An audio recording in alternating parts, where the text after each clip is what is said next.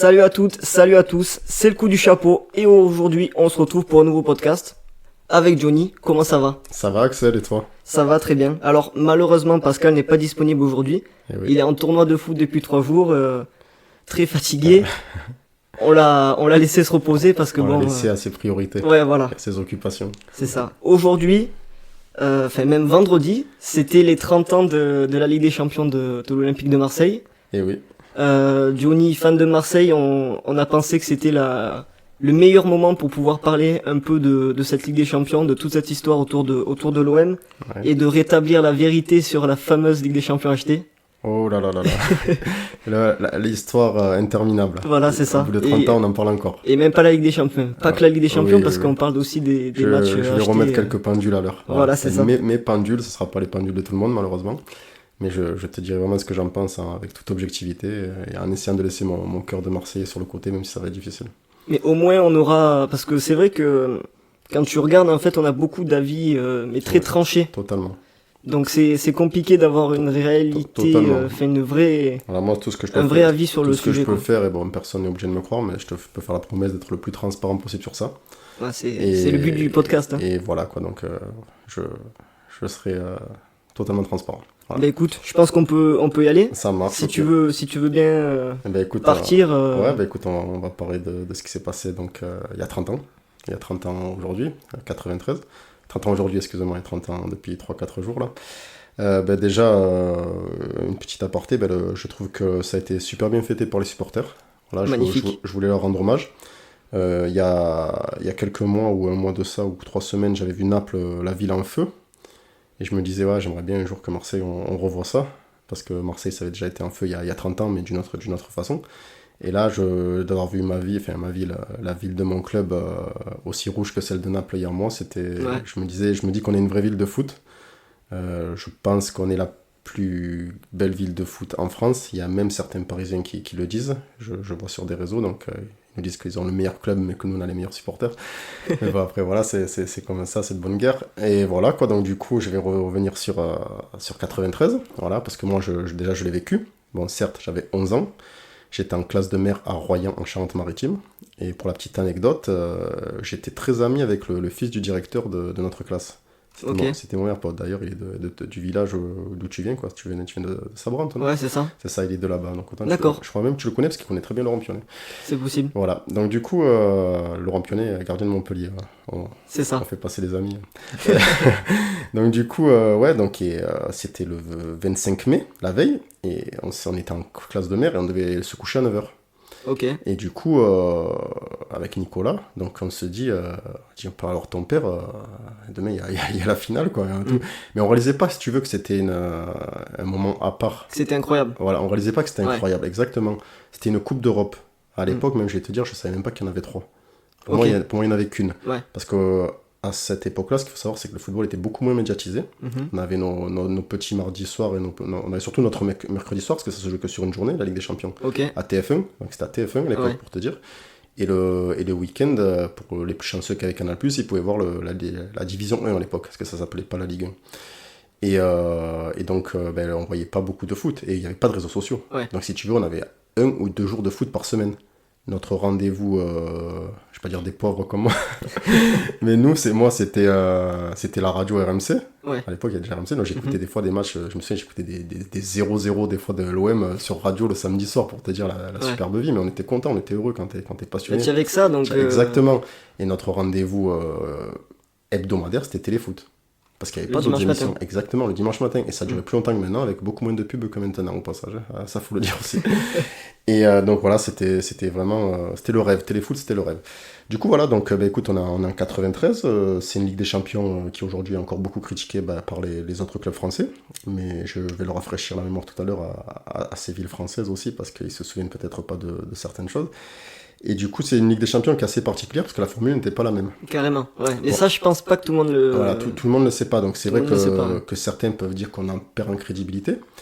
Mais ce qu'il faut savoir dans cette Ligue des Champions, c'est qu'avant les 2 phases de poule de 4 équipes, tu avais une sorte de taux préliminaire, tu avais Ouais, des c'est ça. 16e, des 8e et tout.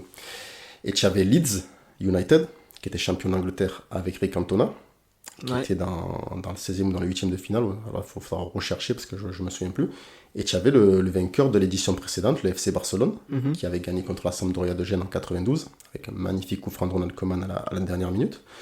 Donc c'était le grand Barça, et je dis bien le grand Barça, parce qu'il y a eu deux grands Barça dans l'histoire du foot pour moi, c'est celui de Guardiola avec Messi, Xavi, Iniesta, et il y a eu celui des débuts des années 90 avec Stoïkov, Koeman, Romario, et j'en passe. Époque Johan Cruyff. Époque Johan Cruyff, exactement, tout à fait, exactement. C'était un très très grand Barça, et comme beaucoup de supporters du Barça attendaient les matchs du Barça à la fin des années 2010, dans les années 90, on était content quand le Barça était diffusé, donc je les voyais Ligue des Champions ou à Téléfoot. Tu voyais les belles équipes. C'était magnifique. Franchement, le Barça et le Milan AC, c'était quelque chose. Et du coup, le Barça, alors, je sais plus, c'est en 16e ou en 8e, un peu avant les phases de poule, se fait éliminer par le CSKA Moscou. Et je crois qu'ils perdent 4-3. Ok. À vérifier, mais je crois qu'ils perdent 4-3 et c'est le CSKA Moscou donc qui se qualifie pour la phase finale de poule. Ouais. Et t'as Leeds United qui se fait éliminer, alors je sais plus par quel club, mais je sais qu'il ne passe pas non plus. Donc du coup, ça t'allège un peu sur la suite. Voilà, sur la Coupe des clubs champions, parce que c'était les clubs champions de chaque pays. Donc il y en avait qu'un qui allait. C'est pour ça qu'il y avait vachement moins de clubs. Exactement, tu as tout compris. Et donc du coup, en plus, on n'a pas la poule la plus facile quand même, parce que si tu veux, à cette époque, Bruges est champion de Belgique, c'est pas un mauvais club. Ouais. Glasgow Rangers, c'est un très bon club. Qui a énormément d'histoire. Voilà, exactement. Et ces années-là, c'est un très très bon club, je tiens à le signaler. Et le CSKA Moscou, donc quand même celui qui élimine le vainqueur de l'édition précédente, qui tombe dans notre poule. De l'autre côté, il y a Milan, il y a Porto, il y a PSV Eindhoven, je sais plus c'est quoi le quatrième, donc poule pas mal non plus. Mais tout le monde sait que Milan va passer. À l'époque, tu sais que Milan va se qualifier. Et quand tu vois les noms, l'équipe... C'est comme je le répète souvent, le Real Madrid d'aujourd'hui. Ouais. Voilà, c'était l'équipe favorite. C'était les Galactiques. Nous, on a eu une chance en finale, je te la citerai après. Si tu veux, c'était les Galactiques d'aujourd'hui, sauf que, je peux t'en parler vite fait, si tu veux, c'était les Galactiques d'aujourd'hui, sauf que c'était une époque où il y avait encore la loi Bosman, et tu avais droit qu'à 3 étrangers alignés par match. Ça nous a bien rendu service pour la finale. Voilà, je t'expliquerai tout à l'heure. Donc du coup, écoute, phase de poule, on fait une phase de poule correcte. Donc on n'est pas sur nous sur le football européen, même si on domine le championnat de France depuis 4 ans. Les gens ne sont pas sûrs quand même de nous voir passer, tu vois. Je sais que c'est un peu, ça se tire la bourre avec Glasgow, quoi, tu vois, sur les pronostics. Donc écoute, Bruges, on les bat 3-0 chez nous, si je me souviens bien. Ouais. Je crois qu'on les rebat chez eux 1-0. Donc voilà, c'est un score assez serré. Le match contre le CSKA Moscou, alors moi j'ai un très bon souvenir de ce match parce que je l'avais enregistré sur VHS à l'époque, je me rappelle, avec les magnétoscopes. Bon, pour ceux qui savent pas ce que c'est une VHS, c'est l'ancêtre du DVD, le DVD c'est l'ancêtre du Blu-ray, donc oui, je suis un dinosaure. Et donc les VHS, donc moi j'ai enregistré beaucoup de matchs, j'adorais re-regarder des matchs, j'étais vraiment la passion de l'époque, quoi. Est-ce que tu pourrais le refaire maintenant? Est-ce que enregistrer pour regarder? Alors, sachant que maintenant tu as des notifications, tu sais le résultat avant, etc. Alors sur la première partie de ta question, je t'aurais répondu oui, mais sur la deuxième, c'est un peu plus compliqué. Ouais. Voilà. Par exemple, je te donne un exemple très, très rapide. À la Coupe du Monde 2014, tu sais, moi, depuis 1998, je n'ai raté aucun match de Coupe du Monde. Voilà. Et 64 matchs, je les ai tous vus à chaque Coupe du Monde. Parce que Johnny, c'est un expert de la Coupe du Monde. C'est ma compétition de cœur. C'est ma compétition de cœur. Après, je sais pas si je pense pas être plus un expert que l'autre, mais c'est ma compétition de cœur et je suis en effervescence à ces moments-là. Et donc, du coup, depuis 98, comme je dis, je n'ai pas raté un match de Coupe du Monde. Et j'ai le souvenir qu'en 2014, le match c'était Uruguay-Costa Rica. Impossible, dans mon emploi du temps, de le caser, de le voir. Et donc, je l'ai regardé en rediff. Ok. Je l'ai regardé en rediff et ça m'a emmerdé. J'ai su le score, je crois que c'était 3-1 pour l'Uruguay, je ne me souviens plus exactement. Mais, et puis de ce jour, donc j'ai fait ça en 2018 et en 2022, c'est que j'ai changé. Alors oui, d'un côté, je suis un peu menteur parce que je vais t'expliquer. Le troisième match de poule, qui sont diffusés en même temps. Donc avant, ça c'est chiant ça. Voilà, avant, je me les revisionnais. Ouais. Et si tu veux, maintenant, j'ai décidé de plus me les revisionner. Je choisis le match, un des deux. Ouais. Donc ça fait qu'au lieu de voir 64 matchs, je crois que j'en vois 56. Voilà. Voilà. Donc tu sais pourquoi le dernier match de poule se joue en même temps. Tu es au courant de ça? Non, vas-y, dis-moi. Non, alors c'est une anecdote que je pense qui va intéresser nos auditeurs. C'est comme ça qu'on dit? C'est ça. D'accord, donc en fait, ce qui s'est passé, donc ça va être très bref, c'est que c'est à cause d'un match de Coupe du Monde 1982. Donc il y avait une formidable équipe d'Algérie à la Coupe du Monde 82, qui était dans le groupe de l'Allemagne, de l'Autriche et de je ne sais plus quelle équipe. Et si tu veux, les matchs donc, se jouaient la veille ou quoi, et on ne jouait pas le troisième match de poule en même temps. Et ce qui se passe, c'est que lors du match Autriche-Allemagne, ils savent que si l'Autriche gagne le match 1-0, les deux passent. l'Allemagne et l'Autriche. Ok. Alors que l'Algérie avait été flamboyante pendant ces ces 3 matchs de poule d'ailleurs, je crois qu'ils ont battu l'Allemagne. Et ben ils ont fait l'arrangement, quoi. Et c'est aujourd'hui qualifié comme le match de la honte. Voilà. Donc il y a eu un but autrichien et après tu as eu 1 heure de passe à 10. Alors super respect pour les supporters et pour le football. Donc voilà. Voilà, c'était la petite aparté. Donc je sais plus ce que je te disais. Sur l'OM. Donc voilà, donc les phases de poule se jouent. Donc on va. Le fameux VHS de CSKA Moscou. Exactement. Voilà, c'est bon. Et voilà, donc ce match était formidable parce que déjà, je crois que tu fais un match nul à l'aller. Là-bas Je crois, oui, là-bas. Il me semble que c'est un match nul, là, oui. Et à vérifier, ou 1-0 ou 1-1, mais je crois que c'est un partout. Et en fait, c'était un match important aussi pour la qualif, quoi. Ils viennent chez nous. Et moi, j'ai eu un superbe match. On les a tués 6-0. Ah ouais. On les a tués 6-0. On s'est dit, putain, on vient de péter Moscou qui a pété le Barça. Ouais, c'est clair. Voilà, avec un triplé de Franck Sauzet. Je me rappelle très bien parce que quand t'es petit, moi, je regardais les matchs avec mon cousin. Et je disais, ouais, moi je suis lui. Et là, sur ce match, on voulait tous être Sauzet, tu vois. Et c'était, puis il a mis des jolis buts. Voilà. Et même Ferreri qui faisait 1m50 qui avait marqué de la tête. Et voilà, du coup, et puis on a la plus grosse épreuve de la qualif, c'est la confrontation aller-retour contre Glasgow. Eh ben on ne les bat pas, Glasgow. On fait 2 matchs nuls. Okay. On fait 1 partout et 2-2. Et même sur le 2-2, je crois qu'on mène 2-0 à 10 minutes de la fin. Et ils nous mettent 2 buts. Ouais, c'était une grosse équipe, il y avait des bons joueurs à l'époque. Là, il y avait un super gardien, quoi. Je crois que c'était Andy Goram, qui était bon, un très grand gardien réputé écossais. Parce que c'est aussi un gardien qui a lancé un peu la mode. Ce que pas beaucoup de gens le savent, c'est aussi le gardien qui a lancé la mode, tu sais, quand tu pouvais pas rattraper le ballon à la main sur une passe en retrait, qui avançait, ouais, pour dégager, il gagnait souvent du terrain. C'est un peu lui qui a lancé ça, si je me souviens bien. Voilà, bon écoute, du coup, l'OM se qualifie pour la finale. Voilà, donc les Marseillais. Parce qu'il n'y a même pas de demi-finale, c'est le premier passe, finale, et Milan de l'autre côté finit premier. Ils appelaient ça, si tu veux, 16e de finale, avec quand il y avait encore le Barça. Alors, tu avais tour préliminaire, sans le Barça, tout ça, dans les petits clubs, tout ça. À partir du 16e, le Barça et Leeds rentraient en compétition, et d'autres clubs. Ils passaient, d'ailleurs, Barça et Leeds sont passés, où il n'y a que le Barça qui est passé sur les deux, donc Leeds se faisait éliminer, ils avaient perdu Cantona quand même. Et puis si tu veux, tu te retrouves le dernier match juste avant les poules, et c'est là que le Barça se fait sauter, quoi. Donc cool, quoi, tu vois, enfin cool pour les Marseillais. Ça te libère de la place. Sans savoir qu'on allait tomber, qu'on aurait pu tomber dans leur groupe, tu vois. Ouais. Donc voilà. Et donc oui, comme tu dis, après t'as 6 matchs aller-retour. En tout, ça fait 6 matchs. Ouais, comme puis, les poules actuelles. Exactement. Et on se retrouve donc à la fin, je crois qu'on a 9 points. Bon, par contre, de l'autre côté, Milan, ils écrasent. Je crois pas qu'ils font ils font pas le parfait. Ils font pas le parfait, mais ils font pas les 18 points. Non, mais voilà, mais j'ai l'impression que même s'ils avaient envie, ils l'auraient fait, tu vois. C'était une sensation, quoi. Et puis il se passe, la finale arrive. Donc la finale arrive, l'OM est en feu, les Marseillais sont en feu. Enfin, tu connais un peu cette ville, tu sais que c'est une ville de passion. Ah ouais, c'est la ferveur. C'est ça. Voilà, donc il se passe, voilà, on y reviendra tout à l'heure, il se passe un petit match de championnat de Ligue 1 5 jours avant, je crois que c'est le 21 mai 93. Il se passe un OM Valenciennes. Voilà, donc je reviendrai après la finale, mais je vais vite expliquer. Alors, il se passe OM Valenciennes, un match classique de championnat de Ligue 1, avec une équipe qui veut se sauver de la relégation et une équipe qui joue le titre et presque assurée d'être championne. Ouais, qui était pas déjà championne ?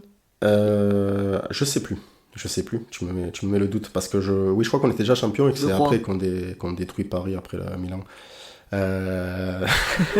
Du coup, non, oui. Bon, bref, je reviendrai sur ça aussi parce que ça fait partie vraiment de l'histoire, le match contre Paris. Et donc, il y a ce match contre Valenciennes et à la mi-temps du match, il y a les 3 arbitres qui appellent Didier Deschamps, qui était capitaine à l'époque, et qui lui disent qu'il y a une réclamation. Et la réclamation, c'est que des joueurs de Valenciennes auraient été contactés sportivement. En gros, pour sportivement, ils disent pas encore lever le pied à l'époque, sportivement, pour en gros, une sorte de... laissez-nous marquer, ou on sait pas ce que c'était encore, laissez-nous marquer, lever le pied, on savait pas ce que c'était. Ils auraient été contactés sportivement, mais en gros, ils auraient été achetés. Voilà. Ouais, clairement. Voilà, on va dire le mot. Combien de joueurs ? Apparemment, il y en aurait 3. Alors, si je me souviens bien, c'est Glassman, Robert et Burruchaga. Voilà. Burruchaga, légende du football argentin aussi. Et Glassman et Robert, donc en plus, je vais pas dire les moins bons, mais c'était Valenciennes, c'était petit quoi à l'époque. Ouais, ça joue le maintien en plus. Ça joue le maintien, et donc c'est pour ça que je vais revenir sur ça après, expliquer certaines choses. Même si c'est avéré que l'histoire est vraie, attention, il n'y a pas de souci sur ça. Marseille a été puni, ils sont descendus. On a été bien punis. Je pense qu'on a été très très bien punis, beaucoup trop punis même, par rapport à Tapi qui a mal géré la situation. Qu'à un moment donné, je pense qu'il aurait dû dire qu'on a fait une connerie, qu'il fallait arrêter. Parce qu'on a traîné l'OM dans la boue. Moi, ça me met l'émotion quand excuse-moi, hein. Ça me met vraiment de l'émotion parce qu'on a vraiment souffert, nous les Marseillais, tu vois. Ouais. Et c'est quelque chose qui me tient beaucoup à cœur parce qu'aujourd'hui, on en souffre encore. Et notre club, il a été traîné dans la boue pendant 3 mois.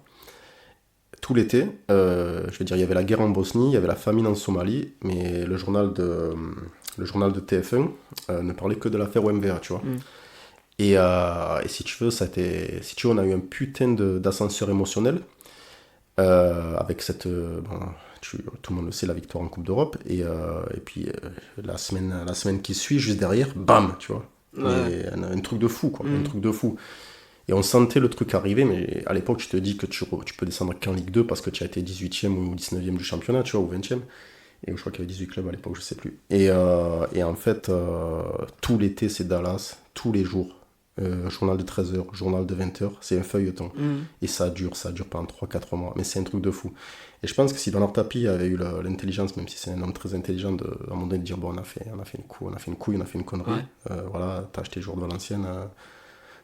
Parce que là, il s'est rajouté des emmerdes en fait. Déjà, nous on a pris cher, et puis il s'est rajouté des emmerdes, puis on a eu cette relégation en Ligue 2. Je me souviens des images à TF1, et j'en ai encore je revois même la tête du gars, là, le monsieur, un homme de 40 ans, ou de 50 ans peut-être, mais il était en pleurs, quoi. Parce qu'il venait d'apprendre la relégation de l'OM, quoi, tu vois. C'était une folie, mais je te laisse même pas imaginer, sachant que la ville vit pour le club. Ouais. Et puis je pense honnêtement, et ça n'engage que moi, mais je dis ce que je pense que si tu gagnes pas la Coupe d'Europe, tu as de l'acharnement, mais beaucoup moins que ce qu'il y a eu. Voilà. Parce que la Fédération française de football, je pense qu'elle s'est bien régalée, tu vois. Voilà, c'est bien régalé. Les journalistes se sont très bien régalés aussi. Ouais, ça, les pro-parisiens, tout ça. Et puis Noël Le Graët s'est bien régalé aussi. Donc voilà. Il était déjà là, lui. Oui, il était déjà là. Et c'est pour ça qu'il n'est pas très très aimé à Marseille, quoi. C'est pour ça que... Où est-ce qu'il est aimé? Hormis à Guingamp. Tu as raison. Hormis à Guingamp. Tu as raison. C'est pour ça que moi je le plains pas du tout pour tout ce qui lui arrive. Mais tu vois, je vais revenir sur ce que tu dis. Tu dis que c'est peut-être cher payé de descendre en Ligue 2. Oui. Mais c'était la première fois que ça arrivait en Ligue 1 qui est un président qui paye certains joueurs. Parce que c'était déjà arrivé avant. Alors, parce qu'il y a une histoire de... Je sais qu'il y a une histoire de Saint-Etienne ou de Bastia, il n'y a pas un truc comme ça. L'histoire de la caisse noire de Saint-Etienne. Il y a peut-être un truc comme ça. Il y a une histoire, il me semble que ça, c'est encore plus ancien que moi, ça. C'est des dinosaures d'avant. Et oui, non, il y a Saint-Etienne, je crois que ça s'appelle l'histoire de la caisse noire. Et c'est un truc comme ça, mais je sais pas après, moi, je pourrais pas dire les clubs, mais je sais qu'il y avait une autre histoire, une histoire de caisse noire, comme ça, tu dis. c'est ça. Et je pense que aussi, il fallait qu'ils sanctionnent tellement fort pour pas que ça se reproduise. Je vois ce que tu veux dire. Tu vois ce que je veux dire. Donc après, malheureusement, c'est tombé sur Marseille parce que c'est possible. Après, ce qu'il faut que tu saches aussi, c'est que c'était une époque où, à côté du football, Bernard Tapie voulait monter très haut en politique. Ouais. On soupçonne même qu'il voulait être à un moment donné peut-être président de la République. Et si tu veux, c'était un personnage très clivant. Voilà, très aimé par certains, mais aimé. Hein. Et très détesté par d'autres. Et très détesté. Voilà. Et donc en fait, c'était vraiment les extrêmes. Qui faisait peur à tout le monde. Que ce soit en politique ou en foot, il en imposait. Il en imposait même, tu vois, les terreurs qu'on avait dans le vestiaire. Quand lui rentrait, ça bronchait pas. Voilà, c'était vraiment comme il l'appelle aujourd'hui, comme on l'appelle encore nous tous les Marseillais, le boss. C'était le boss. Voilà. Ça restera le boss. Donc du coup, écoute, arrive il y a ça à la mi-temps. Je te dis, le match se termine 1-0, but de Boxic. Voilà. Et il se trouve que 5 jours après, c'est la finale. C'est la finale, donc... Je reviens juste un petit truc. Oui. Sur ces 3 joueurs, oui. Est-ce que sur le match, ça se ressent vraiment Alors moi, je vais te parler que sur les témoignages que j'ai entendus, que j'ai vus, parce que déjà, moi, j'ai vu qu'un résumé du match à Téléfoot. Je me souviens du but de Boxic, parce que je l'ai revu plein de fois. Ce que j'ai bien aimé, c'est que tu as aucun journaliste, vraiment, qui sur le match l'a senti. Ça aurait pu... C'était très naturel, un match normal, quoi. Voilà, et par contre, ce qui se passe, c'est que tu as quand même des joueurs qui eux, l'ont ressenti. Voilà. Mais pas tous. Le plus les deux qui l'ont vraiment un peu ressenti sur la deuxième mi-temps, alors ils disent bien sur la deuxième mi-temps, c'est De Sailly et Voleur. D'accord. Voilà, les autres se rendent pas compte en fait, parce que les joueurs sont pas au courant de ça. Les joueurs sont pas au courant que Tapie, sauf Jean-Jacques Edli. Et j'y reviendrai tout à l'heure. Voilà, Jean-Jacques Edli qui était un peu le moins bon de l'effectif. Mais c'est fou les boules. Et du coup, lui était au courant. Et d'ailleurs, ce qui se passe, c'est que... Comment il est au courant ? Parce que Tapie l'envoie... Tapie le charge un peu du truc, en fait. De contacter les joueurs de Valenciennes. D'accord. Voilà, toi, tu auras 200 000 francs à l'époque. Voilà, c'était caché dans le jardin de la femme à Christophe Robert. Enfin, c'était Dallas, non? C'était Ok, Dallas, ouais, c'était c'était vraiment... une chasse au trésor de fou, jusqu'à ce qu'on dénigre et tout. Jean-Jacques Kelly, après, Tapi voit que ça monte, il envoie Jean-Jacques Kelly, il s'explique avec le juge de Valenciennes, Éric de Montgolfier, enfin, c'est un truc, c'est un roman. C'est un roman, je te jure. Ça, quand je te dis que ça, la France vibre sur l'affaire OMVA, la France vit sur l'affaire OMVA tous les jours, au journal de 13h. Et nous, on regardait, parce que nous, on n'avait pas trop de foot. Donc, Et tu n'avais pas le choix parce que c'était ton club aussi. Tu regardais une télé-réalité tous les jours à Ouais. 13h à 20h. Voilà. Et c'était une enquête policière, c'était plus intéressant que Colombo. Quoi. Non, mais vraiment, je pense que ça devait intéresser tout le monde. Quoi. Sauf les anti-foot. Et bon, du coup, oui, donc tu as d'autres questions concernant... Non, vas-y, c'est je bon. t'en prie, continue. Voilà, et donc je te dis vite fait, je reviens vite fait, à la fin du match de Valenciennes, il y a un truc qui a été dit et répété aussi, et c'est De Sailly qui a... Non, c'est Eric Dimeco, justement. Parce que moi, ce que j'aime bien Eric Dimeco, c'est qu'il est assez transparent, malgré qu'il... Voilà, moi, ce que j'aime bien ça chez lui. Et ben lui, il se met souvent à côté de Jean-Jacques Kelly dans le bus. Ok. Et Jean-Jacques Kelly fait la gueule. Lui qui est toujours un peu souriant, là, il fait la gueule. Et Dimeco, il se demande pourquoi. Là, Jean-Jacques Kelly lui dit, bah écoute, si la réclamation qu'il y a à la mi-temps, j'y suis pour quelque chose. Je suis dans le coup, lui dit. Ok. Et donc Dimeco lui dit, comment ça, il fait, il dit, je t'expliquerai plus tard, je suis dans le coup, voilà, il y a une sorte de magouille, quoi, en gros, tu vois. Tu te dis, voilà. Ce qui est bien, c'est que certains joueurs de Marseille le disent, ça, tu vois. Ouais, ceux qui savent ce qui s'est passé le disent, tu vois. Je veux dire, ouais, ça, on est au courant qu'il y a eu la magouille là, mais là, il n'y a pas eu la magouille et tout. Donc du coup, 5 jours après, donc c'est important que je te dise 5 jours, je t'expliquer pourquoi, parce que souvent, aujourd'hui, tous ceux qui disent Marseille a acheté la Coupe d'Europe, comme c'est en plein, c'est juste avant, et après, c'est juste après que, si tu veux, la semaine avant, tu as le match qui est acheté, les 3 joueurs qui sont achetés, et juste après, tu as la finale, et après, la semaine après, tu as l'affaire qui tombe. Ouais. Tu as tout, quoi. Oui, c'est condensé en exactement. une semaine. Et la finale est au milieu de tout ça. Ouais, merde, tu vois. Et en même temps, je me dis, Tapi acheter Berlusconi. Enfin bref, ça me fait rigoler, ça aussi. Et oui, c'est vrai que... Ouais, ça me fait trop rigoler. Bon bref, et puis la finale arrive. Donc les Marseillais, ils vont à la Bonne Mère. Tu vois, là, il faut une journée à la Bonne Mère un peu avant, c'est un peu les croyances marseillaises, tout ça, avant de partir pour Munich. Alors là, ils se retrouvent ils se misent au vert, dans un terrain assez champêtre, tout ça. La petite anecdote du jour, enfin, la petite touche en plus, c'est que tu as mon joueur préféré de toute l'histoire de l'OM qui vient leur rendre visite, Chris Waddle, qui était parti la saison précédente.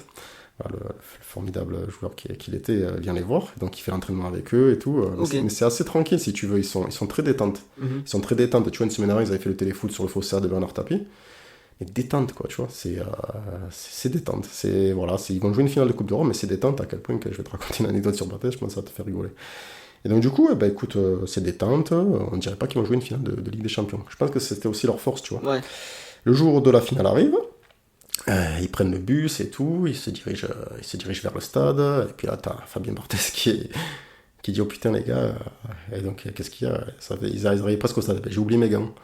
Donc, pour te dire à quel point il était détente. Ouais, d'accord. Donc, il a oublié ses gants. Alors, il y a quelqu'un d'autre qui y trouve une autre paire de gants. Heureusement, le gardien remplaçant, lui, il avait ses gants. C'était Olmeta, d'ailleurs. Donc, ils y trouvent une paire de gants. Est-ce que ça te va? Ouais, il prend les gants. Bon, ça, c'est la légende, mais une légende apparemment qui est vraie, quoi. Ok. Tu vois. Et même au moment de faire la photo, ils font la photo. Après, je sais pas ce qu'il fait, il pose ses gants et il va dans le but. Il oublie encore ses gants. Enfin, il y a une histoire comme ça. Tu vois. Donc, le gars, il était hyper détente, Barthez, quoi. Un peu trop, même. Il a toujours été. Voilà, tu le vois aussi à la Coupe du Monde 98 sur les pénaltys contre l'Italie. C'est sa marque de fabrique. C'est ce qui fait grandement sa force. Le match arrive, le stade est magnifique. Enfin, quand ils sortent du tunnel, ils voient qu'un mur rouge et noir. Ils se disent, oh putain, on est dans la merde. Tu vois, il n'y a que des Milanais. Puis finalement, ils sortent, ils se retournent. Ils voient bleu et blanc. C'est ça chanté depuis 7 heures. Le stade était en ébullition. Il faut savoir que le match a commencé, je crois, vers 8h15, puisque le but de Boli est à la 44e minute. C'était 20h58 à Munich. Et du coup, le match commence. Et moi, je te le survole vite fait quand même en te disant les faits principaux. Écoute, pendant 20 minutes, c'est une asphyxie totale. Et une asphyxie totale. Ouais. C'est combien on va en prendre. Voilà, combien tu vas en prendre ce soir, quoi. Voilà, et t'avais tellement l'habitude de regarder ton petit championnat de Ligue 1 sans faire offense à la Ligue 1 au survolé. Et là, tu te dis, putain, c'est quoi cette équipe? Bon, tu sais que c'est le haut niveau. Tu as parlé de l'effectif tout à l'heure. Tu sais qu'il y a Van Basten, triple ballon d'or. Ouais. Donc, si je ne me trompe pas, 89, 90, 92. Qui fait partie donc des 3. Exactement, et c'est très important, je vais t'expliquer pourquoi. Et puis le deuxième étranger qui est aligné, c'est Rijkaard. Rijkaard, ouais, évidemment. Une légende, voilà. Et puis finalement, il faut en choisir un troisième. Et là, peut-être que Capello, alors moi je dis pas qu'il a fait une erreur, parce que je trouve que c'est très bien d'avoir choisi Jean-Pierre Papin, ancien joueur de l'OM, ancien légende de l'OM. Qui part juste l'été d'avant, non? Il part l'été d'avant comme Chris Waddle. Et puis Papin, écoute, il se dit, ouais, tu as connu l'histoire, Axel, du gars le club, il marque toujours contre l'ancien club. Évidemment. Dans le foot, c'est connu cette histoire. Ouais, Donc, on le sait très bien, voilà, Lyon, donc- les anciens marquent toujours contre Lyon. Exactement. Et donc Capello, il se dit, je vais mettre Papin et puis je vais envoyer Gullit en tribune. Donc tu te C'est retrouves. quand même Gullit en tribune. Gullit en C'est quand même tribune. incroyable. Le choix, mais en même temps, le choix est hyper difficile en vérité. Oui. Parce qu'il oui. te choisit milieu défensif Rijkaard. Parce que c'est sur cette saison qu'il devient Ballon d'Or. Non, il est Ballon d'Or à l'OM. 91, il est Ballon d'Or à l'OM. 91. Ouais. C'était le premier joueur français à avoir été Ballon d'Or sous un club français. Voilà, Messi l'a rejoint récemment en ayant fait 4 mois à Paris, mais bon, j'en dirai pas plus de ce Ballon d'Or. Et puis donc, ouais, c'est Papin qui a été le premier, c'est Papin c'est une légende à Marseille. C'est l'enfant du pays, c'est lui qui a mis Marseille sur l'Europe avec tapis, tu vois. C'est le projet OM de l'époque. Il était autour de Papin. Autour de Papin, comme quand les Qataris ont peut-être pris Zlatan ou quoi, tu vois. Ouais. Et donc Papin est sur le banc. Et donc il décide de mettre titulaire Rijkaard et Van Basten. Et en tribune, c'est une équipe de Galactique. C'est-à-dire ceux qui ne sont pas sur la feuille de match, t'as Gullit, t'as Deran Savicevic, qui est un joueur extraordinaire, et je pèse mes mots. Ok. T'as Zvonimir Boban, qui est aussi une légende du football croate, un des plus grands joueurs de l'histoire du football croate. Et donc Savicevic, Boban et Gullit. Donc je te dis, putain, t'as ces 3 cadors qui sont qui sont dans les tribunes, et je te dis, bon, ben eux ils jouent pas, mais t'as quand même. Ils sont même pas sur le banc, ils sont en tribune, c'est ça qui est incroyable. Ils ne pourront pas rentrer. Voilà, ils ne pourront pas rentrer. Et tu te retrouves avec, donc, comme je t'ai dit, avec Van Basten, Gullit et Papin. C'est un choix. Il a fait son choix. Non, Rijkaard, pas Gullit. Excuse-moi, Van Basten, Rijkaard et Papin. Et Papin. C'est bien, tu suis. Et puis après, bon, derrière, t'as la légende Baresi, t'as Maldini, t'as Costa Curta, t'as Lentini, qui était un grand talent de l'époque. Voilà, c'était un peu dans le profil un peu de Barella, je vais te dire, mais en étant un peu plus offensif, mais peut-être encore, mais il restait un gros espoir du football italien. T'as Daniele Massaro, qui était la petite pépite, voilà, ça allait être aussi un espoir, celui qui allait de l'attaque en fin, qui allait avec Roberto Baggio, tout ça, enfin bref. Voilà, c'est une équipe de dingue. Et donc les 20 minutes, on est asphyxiés comme des malades. Et si tu n'as pas Fabien Barthez, qui te sort notamment 2 arrêts incroyables, bah déjà t'es mort, quoi. T'es mort. Voilà, il te sort Van Basten qui mystifie Boli sur un contrôle orienté, frappe pied gauche, Barthez qui te la sort du pied à la Thomas Price d'Oliveto, mais c'était fait un arrêt magnifique. Un peu après, juste après d'ailleurs, l'action qui suit, t'as Massaro, deuxième poteau, qui reçoit un ballon, qui fait une frappe à bout portant à Fabien Barthez, qui arrive comme ça, un peu comme un gardien de handball, mais qui a la main ferme. Que même le commentateur il croit que c'est le poteau, mais c'est la main un peu comme Neuer et Benzema. C'est vraiment la main de Barthez. Donc tu te dis ouf, merci Fabien. Et puis le match est très engagé, ça attaque de partout, t'as pas le temps. Dimeco jouait pas en plus. Dimeco jouait. Non, il était pas sur le banc? Non, il était titulaire. Ah putain, je croyais qu'il était sur le banc. Non, ouais, la compo, j'en ai même pas parlé, excuse-moi, c'est Barthez dans les cages, Dimeco à gauche, De Saï, Boli. Angloma, au milieu de terrain, je crois que c'est Sauzé, je sais Deschamps. Deschamps, exactement. Je sais plus s'il y a Durand, je sais plus. Ça fait 4. Peut-être qu'il y a peut-être. Ah non, Edeli. Deschamps, Sauzé, Edeli. Et Boxic, voleur. J'ai oublié quelqu'un, je sais plus qui c'est. Je suis désolé, faudra regarder. On regardera. Je suis mauvais élève. Et du coup, écoute, c'est engagé, tout ça, on souffre, puis t'as Boli Boli qui met beaucoup de coups, en prend aussi pas mal. Et il demande à sortir. Parce qu'il a vraiment très mal. Et puis t'as Rudy Voleur qui vient voir Boli, et en gros... Mehdi Pelé. Ah, c'était putain, Mehdi Pelé, mon dieu. Qui tire le corner. Et qui tire le corner, et j'ai envie de mettre une baffe, c'était un joueur, après Waddle, c'était peut-être mon préféré. C'est une honte.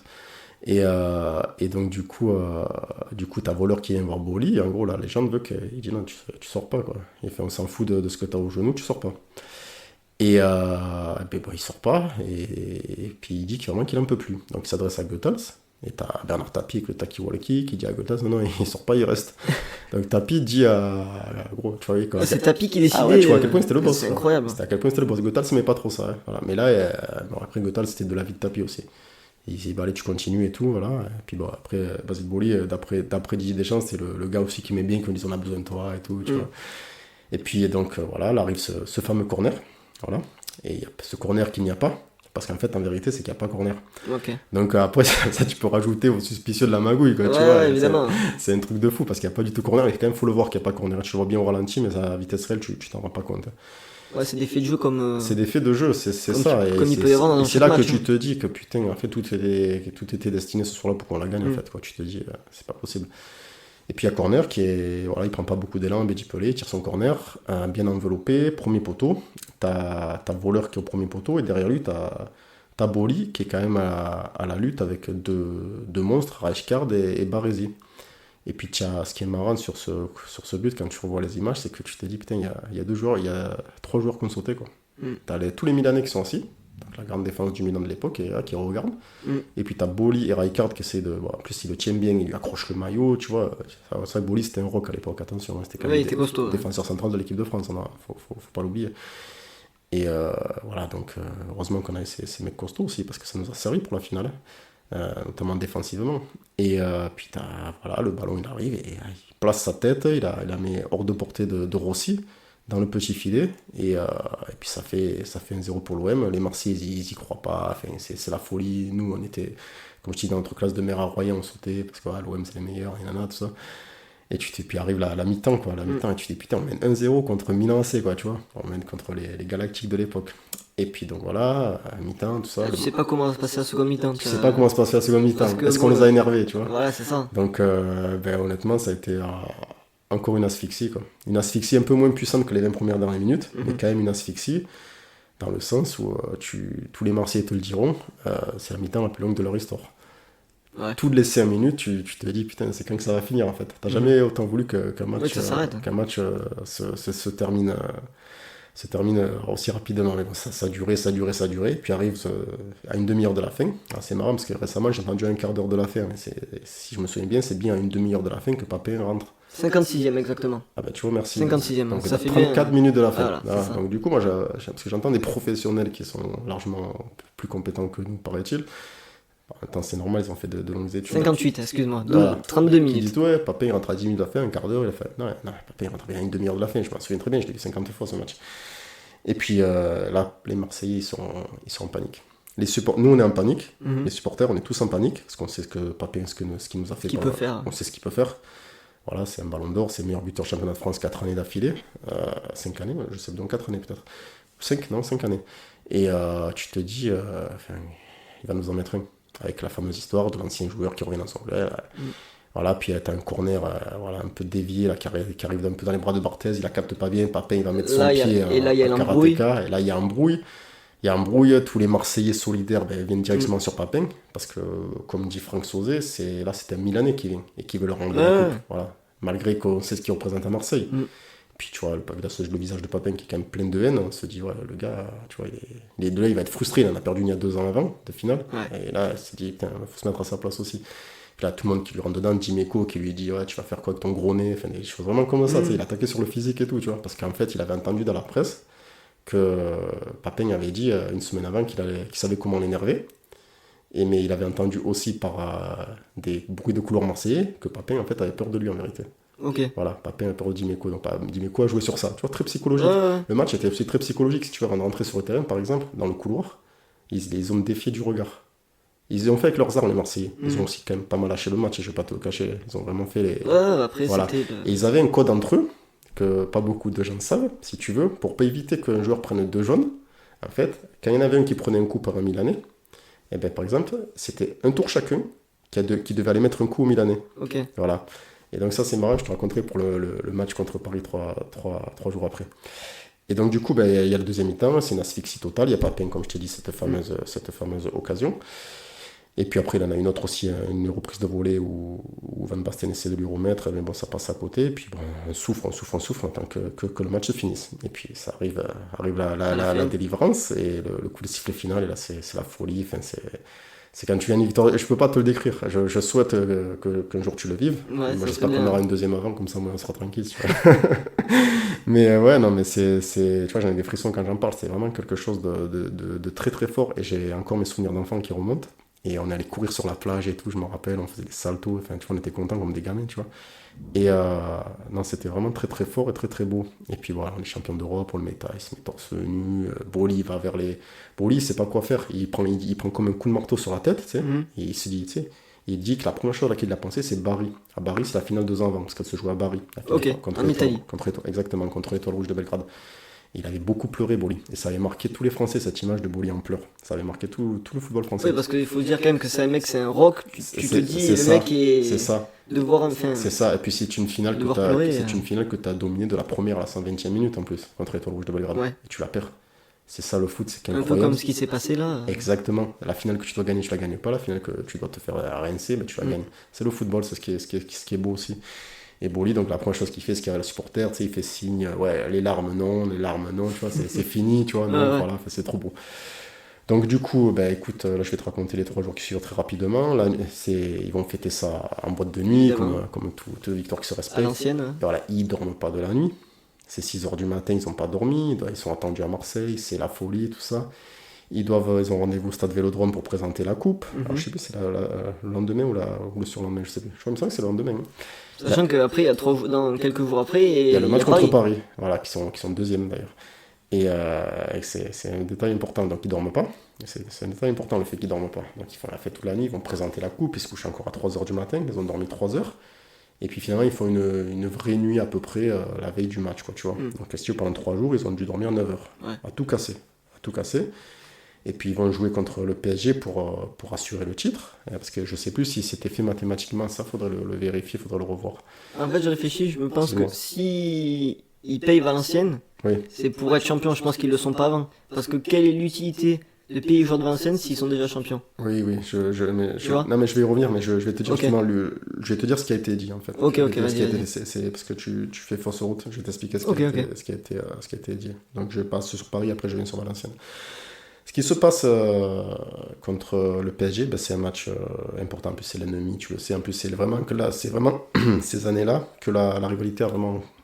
Avec Tapie, tout ça. C'est sous Tapie qu'il y a vraiment cette rivalité Marseille, Paris. Tapie savait y faire aussi, tu vois. Il glisse à l'oreille de Boli, Ricardo l'a dit qu'il allait te marcher dessus. Tu vois, il savait y faire, tu vois. Il mettait les déclarations des Parisiens, il les affichait dans les vestiaires avant les matchs, voir ce qu'il a dit lui, tu vois, tout ça. Et puis le match commence, ouverture du score de Paris, je crois que c'est Georges Weah à vérifier, mais il me semble bien que c'est Georges Weah qui marque, 1-0. Et puis ils ont l'air endormis un peu les Marseillais, tu vois. Et puis tu as Sauzet qui pète un câble en fait, apparemment. Ça, il n'y en a pas beaucoup qui le savent, il pète un câble sur le terrain. Il leur dit à tous, on fait quoi là?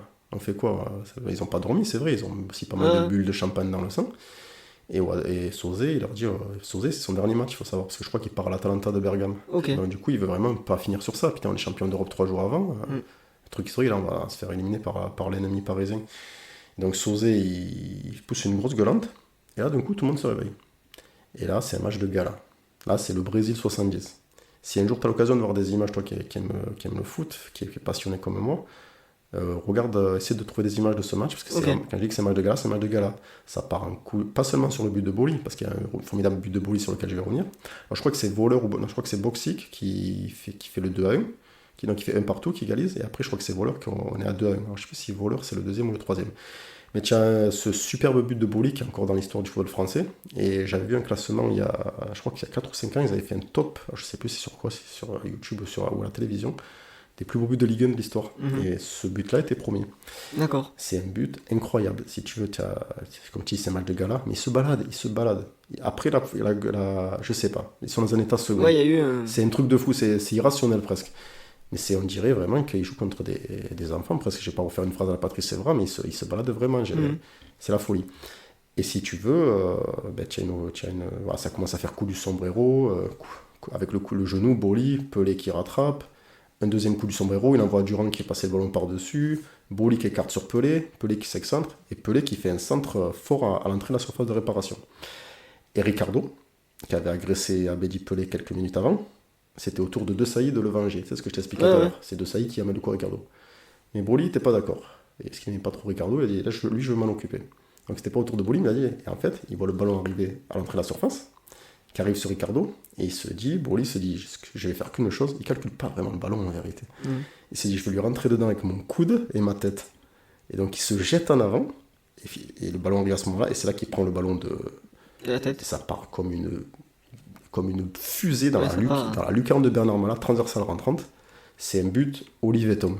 Okay. C'est un but manga, c'est un truc de fou. C'est une reprise de sa tête, c'est une reprise de volée. Je suis sûr je crois qu'elle a été chronométrée encore plus fort que certaines frappes de balle et que Okay. Non, c'est un truc de fou. C'est vraiment un but de malade.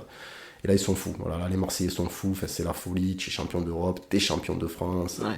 Le doublé historique. Le doublé. En fait, tout va bien dans le meilleur des mondes. Et puis arrive quelques jours plus tard, bam, ça nous tombe sur la gueule. Voilà. Ça nous tombe sur la gueule, cette fameuse affaire OMVA. Et donc on est accusé d'avoir corrompu des... Alors au début on sait pas trop si c'est des joueurs, le match ou quoi qui a été acheté. Donc en fait tu te dis, mais attends. Aujourd'hui certains en rigolent encore, mais putain, l'OM, le grand OM, 5 fois champion de France consécutive, qui écrase tout, qui est champion d'Europe, qu'est-ce qu'ils sont allés acheter? Ouais, pourquoi faire ça? Exactement. Et donc en fait, donc je vais faire un aparté sur la conclusion. Ce qui s'est passé et qu'il faut savoir, c'est que ce qui a été fait et pourquoi ça a été fait, enfin, pourquoi Bernard Tapie a monté tout ça. Bernard Tapie et Bernès, on sait pas trop exactement parce qu'on n'a jamais su ça. On sait que ça a été fait, mais il y a toujours Tapie se défend toujours de ça encore, tu vois. Ouais. Et si tu veux, ça a été paix à son âme, parce qu'il peut plus se défendre un peu cher. Et si tu veux, ce qui s'est passé, c'est que apparemment, ce qui aurait été dit, la conclusion, c'est qu'ils auraient payé ces 3 joueurs de Valenciennes pour qu'ils lèvent le pied, pour pas que certains Marseillais soient blessés pour la finale. Ouais, bien sûr. Parce que Tapie était tellement proche de son rêve, parce que quand il est en 86-87, son but c'est la Ligue des Champions. Voilà. Tu vois, on a failli l'avoir en 89, on s'est fait éliminer par un but de la main. C'est là où il sort la fameuse déclaration que dans notre... Oui, je sais comment elle a gagné. Voilà, parce qu'elle a... Ce qui fait aussi malheureusement, cette déclaration, elle fait un peu... Alors que voilà. Et puis ça crée la tourmente. Exactement. Après, tu sais, tout le monde a trouvé des liens entre tout. Mais oui, mais c'est trop facile de faire ça. Voilà, moi, ça me fait plaisir que tu le dises. En plus, étant un supporter lyonnais, ça me fait plaisir que tu le dises. En 91, on domine la Ligue des Champions. On bat le Milan AC, cette fois-ci avec Gullit. On les bat donc fait un partout là-bas, San Siro. Là, c'est la plus grande équipe de l'histoire. C'est un truc de fou. Et au retour, on les bat avec un formidable but de Chris Waddle 1-0. Ils trouvent même à quel point le Milan s'est rendu ridicule. À la fin, ils se sont servis d'une histoire de projecteur qui marchait pas bien pour arrêter le match à la 90e minute. Okay. Parce qu'ils avaient fait le coup l'année d'avant avec un club de l'Est, je sais plus lequel, et finalement le match avait été rejoué. Et ils allaient être éliminés par ce club de l'Est. Oh, ils avaient fait ça, tu vois, Berlusconi aussi avait la puissance. Ah oui, Berlusconi. C'était voilà, et du coup, ils avaient fait ça, ils avaient rejoué le match le lendemain, ils avaient éliminé le club de l'Est. Alors que à 3 minutes près, c'était eux qui étaient éliminés. Un truc de fou, hein, tu vois à quel point c'était incroyable. Et donc du coup, ils se servent de ça, mais finalement ça passe pas, puis Marseille gagne le match. Bon, 3-0, ça a été dit, mais c'était 1-0 en vérité. C'était 1-0, puis celui de Waddle était fantastique, c'était un de mes plus beaux souvenirs. Et puis bon, donc on dit qu'ils ont acheté le match contre Valenciennes, pour revenir au sujet principal. Et donc en fait, ce qui se passe, c'est que, donc comme je t'ai dit, ils chargent Jean-Jacques Elie d'amener de l'argent, afin de contacter les joueurs. Ces joueurs-là, finalement, il n'y a que Boruchaga qui nie un peu, tu vois. Okay. Et puis finalement, je crois que c'est Robert ou Glassman, un des deux, je sais plus lequel exactement, qui l'a balancé. Ah oui, il crache la sauce, tu vois. Et puis là, Tapie, ça commence ça tourne autour de lui. Tu sens qu'il monte en panique, mais tu le verras jamais, en fait. Il te donnera jamais l'impression de paniquer. Super à l'aise devant les médias, enfin, encore plus fort que Deschamps, je pense. Vraiment, c'était un monstre. Et puis l'erreur qu'il fait Bernard Tapie, c'est qu'il décide, il sent le truc arriver, tu vois. Il se dit, allez quoi. Je pense qu'il s'est dit, je vais voir si je peux pas corrompre quelqu'un d'autre. Et il décide carrément d'aller voir le juge chargé de l'affaire, dans son bureau. Ok. Pour te dire jusqu'où ça va. Et là, c'est un roman policier, comme je te disais tout à l'heure. Donc, tu as Tapie, qui est un personnage incroyable, face à Éric de Montgolfier, qui est aussi un personnage incroyable. Donc, Tapie, il trouve aussi quelqu'un de costaud en face de lui. Et puis, il va le voir, et il lui sort, apparemment, on m'a dit de venir vous voir. Alors, le juge te dit, qui, tu vois. Tapie, on m'a dit, voilà. Après, Tapie joue un peu le bluff. Là, j'étais en train de manger avec Mitterrand, tu vois. Enfin, j'ai des relations, tu vois ce que je veux dire. Il essaie de sauver un peu sa peau. Après, ce qui est aussi bien ce qu'il a dit dans les médias, Tapie, en sortant de la confrontation avec Éric Montgolfier, c'est qu'il dit aux caméras, parce que les journalistes sont de partout. De partout, mais c'est un truc de fou. Je te jure, Axel, c'est incroyable. J'ai jamais vu ça, en fait. Je repense à plein d'histoires qu'il y a eu après dans le foot, j'ai jamais vu ça. Pour te dire à quel point c'était un déferlement. Et il explique, que Tapie se dit du journaliste, de toute façon, le seul but de cette histoire, en gros, c'est tuer Tapie. Alors il dit pourquoi pas, il fait. Mais je comprends pas pourquoi vous traînez l'Olympique de Marseille dans la boue. Parce que le truc c'est qu'à force de nier, c'était lui qui était en train de faire ça. Même si au fond c'était de la maladresse, je pense. Parce qu'il savait plus comment sortir. Il aimait vraiment l'OM, il aimait vraiment l'OM, attention, il aime toujours l'OM. Voilà, jusqu'à la fin de sa vie, il a aimé l'OM.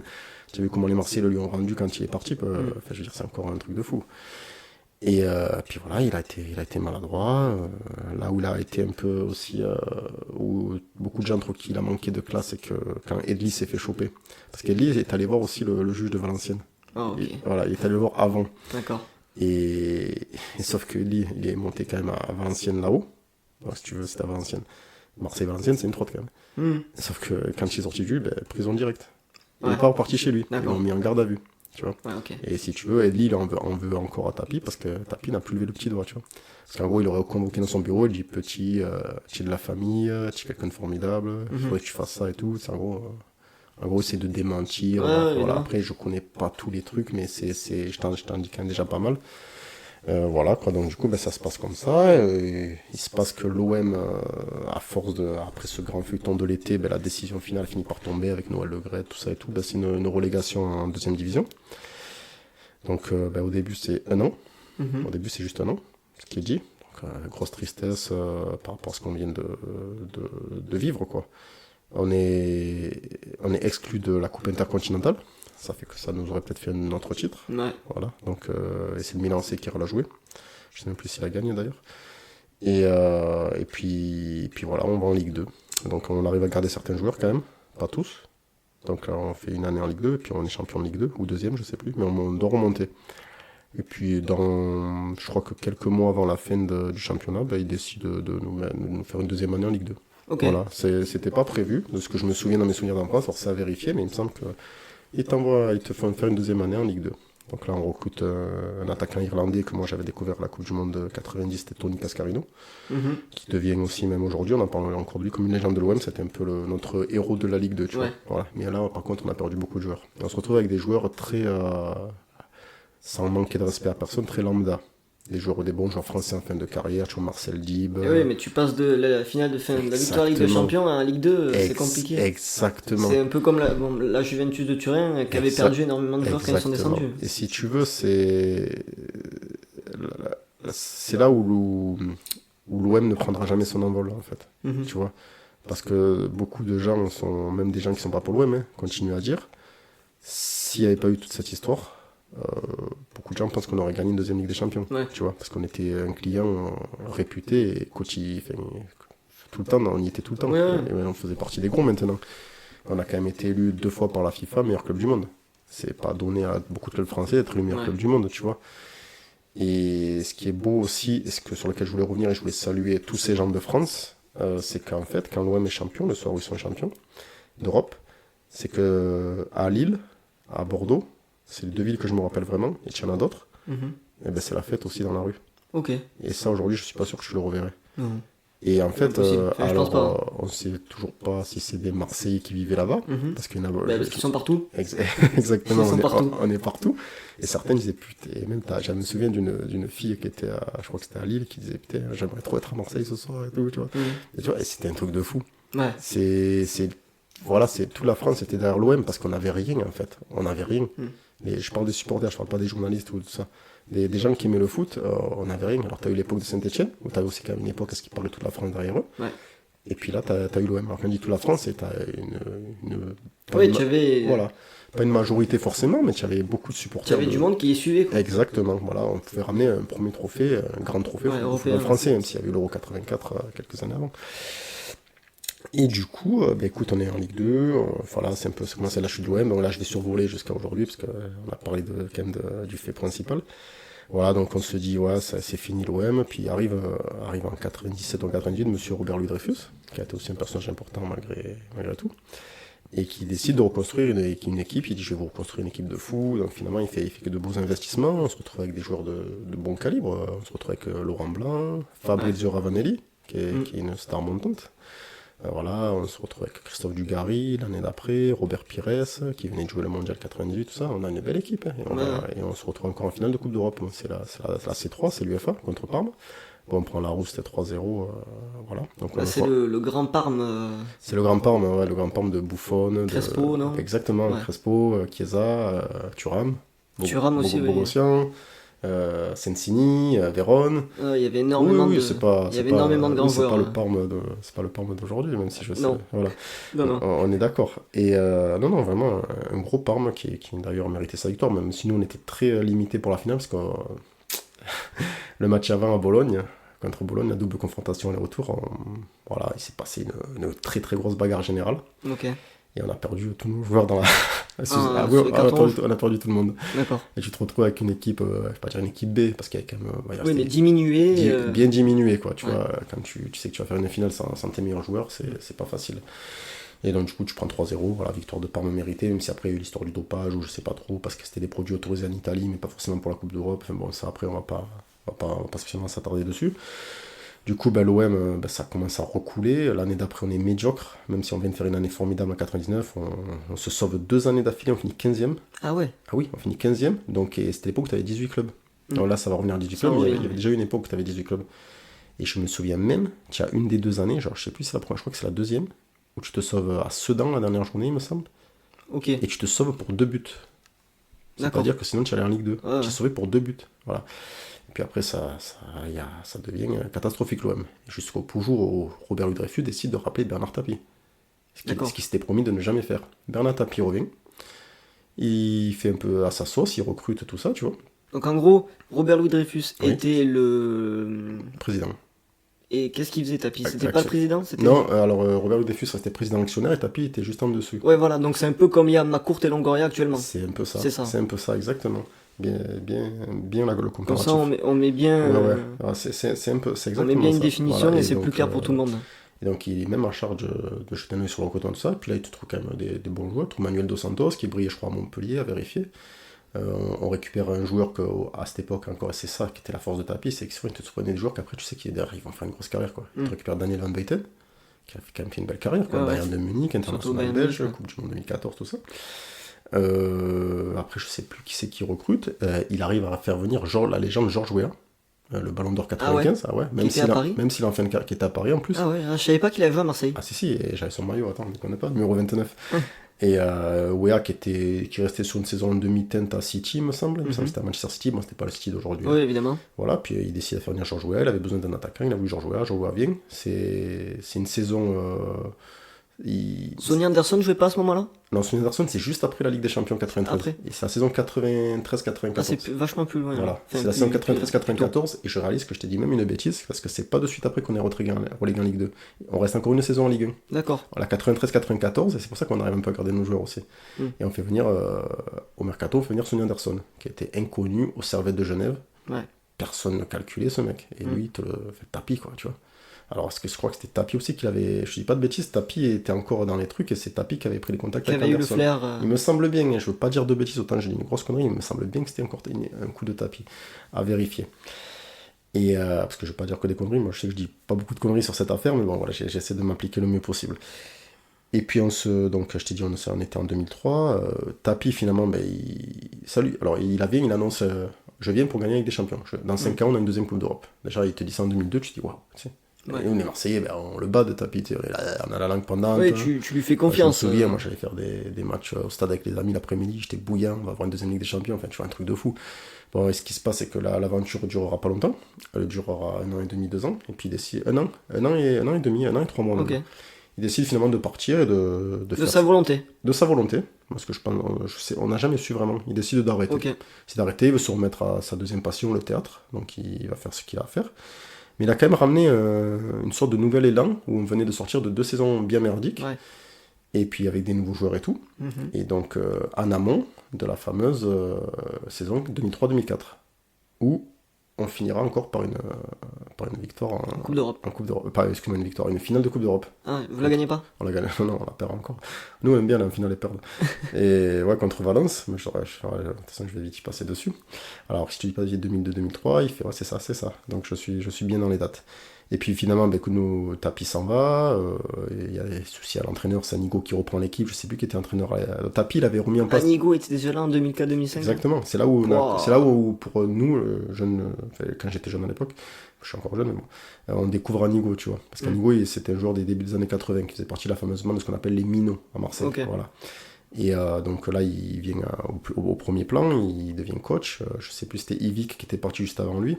Parce que Tapie avait fait revenir Tomislav Ivic, qui était l'entraîneur juste avant Goethals. Okay. Que Tapie avait dégagé à l'époque. Donc juste avant la Coupe des Champions. C'est ça, et je crois qu'il avait juste dégagé parce que Tapie avait assisté à une sale mi-temps. de l'OM. Ok. Il avait fait un changement qui n'avait pas plu à Tapi. Tapi est descendu dans le vestiaire pour lui dire tu vas prendre tes vacances. Il lui a parlé comme ça, apparemment. Ah ouais. Et la légende veut ça. Donc après, c'est là que Goethals s'est venu, tout ça. Et Yvi qui revient, et après, bon, il s'en va, il se fait limonger. Bon, après, on a eu des entraîneurs, Javier Clemente, Abel Braga, tout ça. Et puis, tu as Anigo, José Anigo, l'enfant du club, qui reprend l'équipe en cours de saison. On a un bel effectif. On recrute le Didier Drogba, qui est devenu quand même une star chez nous. De Guingamp. Exactement, de Guingamp, avec la paire Drogba-Malouda. Malouda qui signe lui à Lyon. Exactement, donc dans ton club. Exactement. Voilà, et j'étais content d'avoir Drogba. Je préférais Drogba. Et puis moi, je l'aimais bien, et puis je me rappelle, j'avais dit à un collègue, il est trop fort, il est nul et tout. La saison qu'il a fait, il a mis 32 buts, toutes compétitions confondues, et il a illuminé l'Europe, au point que Mourinho, il a voulu après, tu vois. Donc on fait une belle saison avec Drogba. En championnat, c'est quand même pas terrible, on finit 6 ou 7ème, parce qu'on se consacre beaucoup à la Coupe d'Europe. En Coupe d'Europe, on enchaîne exploit sur exploit. On élimine Liverpool, l'Inter de Milan, Newcastle, dans cet ordre-là. Et c'est un bon Liverpool, c'est un bon Inter de Milan, et c'est un bon Newcastle de l'époque, tu vois. Et donc voilà, avec des buts qui restent légendaires de Drogba, de Kamel Meriem, tout ça. Donc il y a Kamel Meriem aussi. Il y a Ahmed Mido, qui était annoncé comme une future star montante, même si c'est un peu la carrière qu'il méritait. On a un bel effectif. Voilà, je crois que tu as des Ferreira, tu as des Johnny Ecker. Et puis ce que j'ai quand même oublié de dire, le fait important, c'est qu'on est une équipe qui est reléguée de Ligue des Champions, parce qu'on avait démarré en Ligue des Champions sur 2003-2004. D'accord. Ouais, on est en Ligue des Champions, on tombe dans une poule pas simple avec le Real de Madrid, où on ouvre le score, mais on se fait exploser 4-2. Et puis chez nous, ils nous battent 2-1, voilà, c'est les Galactiques. Là, je te parle de l'équipe des Galactiques, voilà. Donc ils sont venus nous battre chez nous, ils nous ont battus là-bas. Bon, on se fait éliminer, on est 3ème, on se fait reléguer en UEFA, et puis on fait cette fameuse campagne avec les clubs que je t'ai cités. Et puis on se retrouve contre Valence. Donc tu sens que c'est pas facile, mais tu sens qu'on peut toujours faire quelque chose. Puis arrive cette fameuse, je crois que c'est 44e minute aussi, pour te dire à quel point la 44e minute est importante à Marseille. Il me semble que je suis pas sûr. Hein. Et Tcha Barthez qui fait une faute sur, je sais plus quel attaquant de Valence. C'était un blondinet, là, il me semble que c'est lui, je suis pas sûr. Et puis, bon... faute ou penalty, tu le sais, tu t'attends pas au carton rouge. Parce qu'il y a carton moi rouge. j'ai l'image du carton rouge. Ouais, et en fait tu t'attends pas à ça. Je me souviens qu'on est tous. Voilà, je me souviens, j'avais jeté ma bouteille contre le meuble chez moi, j'étais énervé, je me dis c'est pas possible, je pensais à la rigueur qu'il a un jaune ou quoi. J'ai rien. Enfin, il faudrait que je revoie la faute pour avoir un meilleur jugement sur ça. Et puis voilà, l'OM on est obligé de faire un changement. Anigo fait pas le meilleur changement, il fait sortir Meriem. Et je pense qu'il y en aurait peut-être d'autres qui auraient dû sortir à sa place. Faire rentrer, je crois que c'était Gavanon le gardien remplaçant, c'était pas un méga gardien, tu vois, même s'il faisait de son mieux. Puis bon, on perd 2-0 à 10 toute la deuxième mi-temps. On se prend un doublé de l'attaquant Blondine. Je sais plus comment il s'appelle ce Blondine. On va chercher ça. Ouais, si tu veux, vas-y, je te laisse chercher. Valence 2004. Là, c'est l'attaquant de pointe. Et écoute, après, c'est encore un OM qui essaie de résister à cet échec et qui va devoir malheureusement, avec une phrase qui est sortie dans les journaux. Bon, c'était Vicente qui marque sur penalty. Et le deuxième ? Et c'était Mista. C'était Mista, le gars que je parle. Mista, il s'appelait. Ok, ouais, le fameux blondinet. Ah oui, c'est lui, je m'en souviens très très bien. Et il avait un style un peu à la Valérie Carpine, ou je sais plus quoi, c'est la tête qu'il avait. Et c'était Mista, je me souviens très bien de ce nom. Et puis écoute, une annonce est faite dans le journal, parce que ça tourne comme un truc de fou, les clubs européens autour de Drogba, tu vois. Donc, Drogba, c'est notre star. Ouais, parce qu'il reste qu'une saison. Il reste qu'une saison. Ça. Drogba, ça devient notre star. Sur une saison, on l'a presque autant aimé, j'ai bien dit presque, que Papin, tu vois. Et puis Drogba intransférable, tout ça, puis finalement il sera malheureusement vendu pour 37 millions d'euros à l'époque, 37 millions d'euros. C'est énorme. C'est fou. Hein. Et à Chelsea, parce que Mourinho le voulait vraiment. Et puis Drogba, il voulait vraiment pas partir, puis finalement il est parti, il était triste même au moment de prendre le train, il se disait que ça pouvait pas se faire, finalement il partira. Bon, l'OM après, en vendant Drogba, s'achètera 5 recrues qui ne valent pas Drogba. On a eu Benoît Pedretti, Peggy Ndoula, je sais plus c'est qui les 3 autres, mais ça valait pas ce qu'on Fabrice Fiorez, tu vois, 2 écrans géants, super, génial. Mais tu as perdu Drogba, quoi. Donc la saison, voilà, on fait une saison 2004-2005 pas terrible, et la saison 2005-2006, après voilà, les saisons s'enchaînent. On a un renouveau, un souffle, un bon vent frais qui arrive avec l'arrivée de Jean Fernandez qui recrutera Franck Ribéry. Et Ribéry, il sera beaucoup aimé à Marseille parce qu'en plus il devient une idole en France. Ouais. Voilà, il sera sélectionné pour le Mondial 2006. Tu sais, voilà, c'est un peu la mascotte. Ouais, là je commence à me resituer un peu mieux. Ouais, tu vois, voilà, on arrive dans tes années. Et puis voilà, écoute, c'est un bon l'OM avec Ribéry, on fait des bons matchs contre vous, si on fait de très bons matchs, même si vous êtes, vous, là, c'est l'époque où Lyon, vous avez vraiment pris le monopole du... Ouais, là, ces Ah oui, là, années-là, vous êtes un peu l'OM de 2002 à 2001-2008, 2008, là, c'est là où on fait vous écrasez la on Ligue 1, enchaîne. vous écrasez la Ligue 1, et puis nous, quand on vous bat en Coupe de France, on est content, on a battu Lyon, tu vois, ça devenait, vous êtes presque devenu pour nous comme Paris, en fait, voilà. Ouais, Voilà. ça... Il y avait encore Paris devant vous à cette époque, et puis à un moment donné, petit à petit, quand Paris était dans une autre galaxie, ben, c'était un peu les Olympico qui étaient plus intéressants à suivre. Et voilà, après, écoute, l'OM, Ribéry partira, il y aura des saisons avec des bons joueurs qui arrivent. Tu sais, on a quand même eu des bons joueurs à l'OM, tu vois, toujours Lorik Sana, Boudjouine Zenden, recrutement Mamadou Niang, Zenden, ouais. tout ça, ouais. Voilà, je survole un peu, voilà, puis on a un président formidable aussi, Pape Diouf, paix à son âme aussi, Ouais, depuis Tapie, paix à son âme. on n'avait pas eu meilleur président. Voilà, parce que juste avant, on a eu Dacier, non, juste après, on a eu Dacier quand Diouf finalement partira. Dacier arriva avec toute sa grande gueule, tout ça et tout, mais bon, il me plaisait pas plus que ça. Et puis bon, Dacier, Après Pape Diouf, en fait, en réalité, il n'y a pas énormément de grands présidents qui auront marqué l'OM. Longoria. Hormis Longoria Non, actuellement, mais non, sinon... non. Tapi, Diouf, Longoria. Ouais, voilà. Voilà, on va s'arrêter là. C'est pas la peine d'aller plus loin, parce que Boucher ou l'autre, là, la brune, là, qui se tapait la blonde. La Brune, Hérault... Ouais, voilà, tout ça, non, ça, c'est sans être méchant, c'est un peu des sketchs par rapport à ces trois hommes que je t'ai cités. Diouf fera un superbe coup juste avant de partir. Je crois que c'est 4 jours même avant de partir, il fera un superbe coup pour l'OM, il recrutera Didier Deschamps au poste d'entraîneur. Ouais. Et puis c'est Dacier qui héritera de tout ça, mais il faut pas oublier que c'est Diouf qui avait fait son recrutement. Et puis Deschamps, il pose ses conditions dès qu'il arrive. Il se dit, je veux ça sur le recrutement. Alors il avait des priorités. Alors lui, ses priorités, c'était Gabriel Heinze. Ancien Parisien. Ouais, exactement. C'était Cyril Roule. Ça peut surprendre, mais il voulait retrouver Cyril Roule. C'était Fernando Morientes. Ouais, qui a été un échec. Voilà, qui reconnaîtra lui-même Deschamps que c'était une erreur de casting, et que l'histoire veut, et c'est pas une légende, c'est véridique, l'histoire veut qu'il est allé voir Fernando Morientes en fin de saison, et qui lui a vraiment fait de très grandes excuses. Et je suis désolé, c'est moi qui t'ai fait venir, j'ai fait une erreur, voilà, je t'ai pas fait beaucoup jouer, en gros, il s'est rendu compte qu'il s'était trompé. Grande classe Morientes, franchement, non, grande classe, même s'il a pas beaucoup joué, tu vois, il a mis 1 ou 2 buts là, mais grande classe, franchement, un vrai professionnel. Et puis, il avait une priorité parmi ses priorités. Il voulait absolument un joueur. C'était Lucho González. Ouais. Il le voulait vraiment, parce qu'il étincelait à Porto, là-bas. Et puis, voilà, il a dit, et je me souviens très bien de cette phrase, il a dit, c'est la priorité de mes priorités. Et il l'a eu. Et je crois, en plus, Oui, qu'ils partent en même temps avec Lisandro Lopez. oui, c'est ça. De Porto, les deux. C'est ça, donc vous récupérez Lisandro Lopez et nous on récupère Lucho González. Je crois que chacun a récupéré une légende du club. Là. Ah ouais, exactement, ouais. Surtout la première année pour nous, Lucho. Et puis donc, bon, vous êtes champion pendant 7 ans, vous, chapeau. 7 ans, ouais, mais après, quand Licha arrive, c'est fini déjà, on n'est plus champion. Quand qui? Quand Lisandro. Oui, quand Lisandro arrive, vous êtes plus champion, parce que c'est Bordeaux qui sera C'est champion Bordeaux, en après 2009. c'est vous. Donc nous, on se fait en 2009, on se fait la guerre avec Bordeaux aussi, tu vois, parce qu'ils ont 11 points de retard en janvier quand même, tu vois. Donc, bravo à Bordeaux pour avoir gagné le championnat en 2009, avec un formidable Johan Gourcuff. Et puis nous, l'année d'après, c'est notre tour. C'est notre tour, et puis il y a tout qui va pour nous, quoi. Il y a cette chance du champion, on gagne dans les dernières minutes, on a des buts ça tourne en notre faveur, on n'est pas habitué à ça en plus. En plus, on fait le doublé, on gagne la Coupe de la Ligue. C'est là où il va y avoir l'enchaînement des Coupes de la Ligue.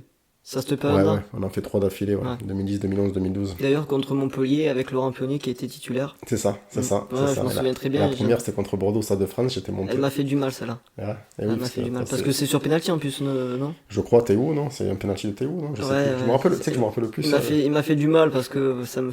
C'était. Tu connais en plus Laurent Pionnier. Je le connais bien, donc ça m'a pas tellement plu de les voir à la télé déçus. Je sais pas si ses parents étaient au stade, mais. Ouais, tu vois, c'est marrant quand même, tout ce qu'on évoque là. Et moi, j'étais plus marqué par celle de Bordeaux parce que déjà j'étais monté au Stade de France la voir en direct. Et puis on avait tué Bordeaux 3-1, on avait dominé le match. Et puis tu te disais qu'une semaine après, le match que tu gagnais contre Rennes, t'allais être champion. C'était formidable. Et puis moi, j'étais à ce match contre Rennes, ce match du titre. La maison. À la maison. C'était une année, parce que j'en parle, parce que je m'attarde vite fait, parce que c'est quand même le dernier titre de l'OM. En championnat, je parle, sans parler des Coupes de la Ligue. Voilà, t'as un coup franc de mon joueur préféré de cette équipe, c'était Gabriel Heinze. Je suis un grand fan de Gabriel Heinze en termes de défenseur. Et il avait un peu ce truc OM, Formidable. Grinta. Exactement. Je serais pas surpris qu'un jour on le voie sur le banc. Hein. Mais il entraîne d'ailleurs. Il entraîne à Newell's Boys, non? Je crois. Ouais, à vérifier. Là, je t'avoue que. Donc c'est Newell's Boys, son ancien club et l'ancien club de Diego d'ailleurs. Mais il me semble que ouais, il entraîne Newell's Boys et je serais pas surpris qu'un jour on le voie sur le banc de l'OM. Ça me surprendrait. Ça pourrait arriver. Ça me surprendrait même pas. Et ouais, donc il met un superbe coup franc, enfin, c'est la folie. Lucho il met son but, je sais plus qui c'est qui met le premier. Enfin voilà, on est champion, c'est génial, ça faisait 17 ans. Voilà, après les années se suivront, on est une bonne équipe, on finit toujours 1-2-3 premiers, on gagne deux coupes de ligue consécutives. Voilà, puis après on arrive dans nos 10 dernières années, là où c'est un OM des fois en demi-teinte, avec des saisons comme celle où tu as La Brune qui prendra la présidence, où Ouais. on a l'impression à un moment donné qu'il allait faire un joli coup en recrutant en même temps Abu Dhabi et la Sanadjara. Oui. Finalement, ça a été un échec, même si moi... Ben, ça a été un échec, oui et non. Voilà, je pense savoir ce que... Tu vas peut-être dire la même chose que moi. La saison de la Sanadjara, exactement. Oh là là. Je vois ta tête, les auditeurs ne voient pas, mais cette saison-là, je veux pas être chauvin, bordel de merde, mais Zlatan Ibrahimovic était le meilleur joueur de Ligue 1, cette saison-là. Franchement, ça serait pas été volé que ce soit la Sanadjara. En fait, le truc, c'est que la Sanadjara, il y a une histoire derrière où il est vraiment dans le down. Ouais, c'est ça. Il revient, le C'est mec, ça. t'as l'impression qu'il Exactement. il était dans ses meilleures années. Là, tu as un joueur du Real de Madrid chez toi. Ouais, incroyable. Et qui fait l'Euro d'ailleurs. Qui est sélectionné, mais qui qui ne est le fera sélectionné. pas. Parce Ouais. qu'il se blesse, il a quelque chose. Ouais. C'est dommage parce que. C'est horrible de jamais avoir fait une compétition internationale avec ce mec. Ouais. Parce qu'il était là, mais moi, moi, il m'en faut beaucoup pour m'impressionner. Le dernier en date qui m'impressionne, même si ça a un peu moins ces derniers temps, c'est Cristiano Ronaldo. Qui m'impressionne, je crois. Celui qui me dit, putain, même si j'étais un bon joueur de foot, je me dis, putain, j'aurais jamais pu faire ça, tu vois. Voilà. La Sanadjara, il m'impressionnait, tu vois.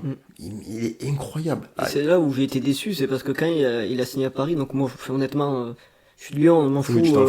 Marseille-Paris, c'est vrai que c'est dégueulasse de faire ça. Et bon, et en fait, je me suis dit, purée, ils sont allés chercher la Sanadjara. C'est un gros coup.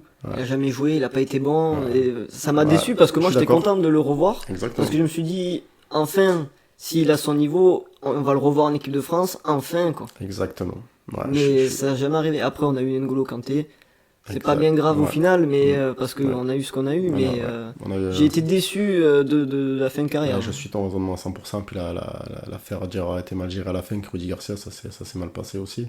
C'était très mal géré. Garcia a fait de mal. Ouais, il a fait du mal. Oui, il nous a fait pas mal de mal. Il nous a amené en finale. Mais même si, il est passé en finale. Il nous a fait du mal. Oui, bon, la Sanadjara, écoute, il fera une saison formidable. On finit 15ème. Faut s'en rappeler. Okay. Et tu fais une saison de merde. Et tu as 2 joueurs qui te sauvent l'OM. C'est la Sanadjara et Steve Mandanda. Ouais. Voilà. Mais tu n'en as que 2. Les autres, c'est des joueurs strictement moyens. Voilà, donc c'est normal qu'on se retrouve 15ème, tu vois. Donc heureusement qu'il y avait la Sanadjara.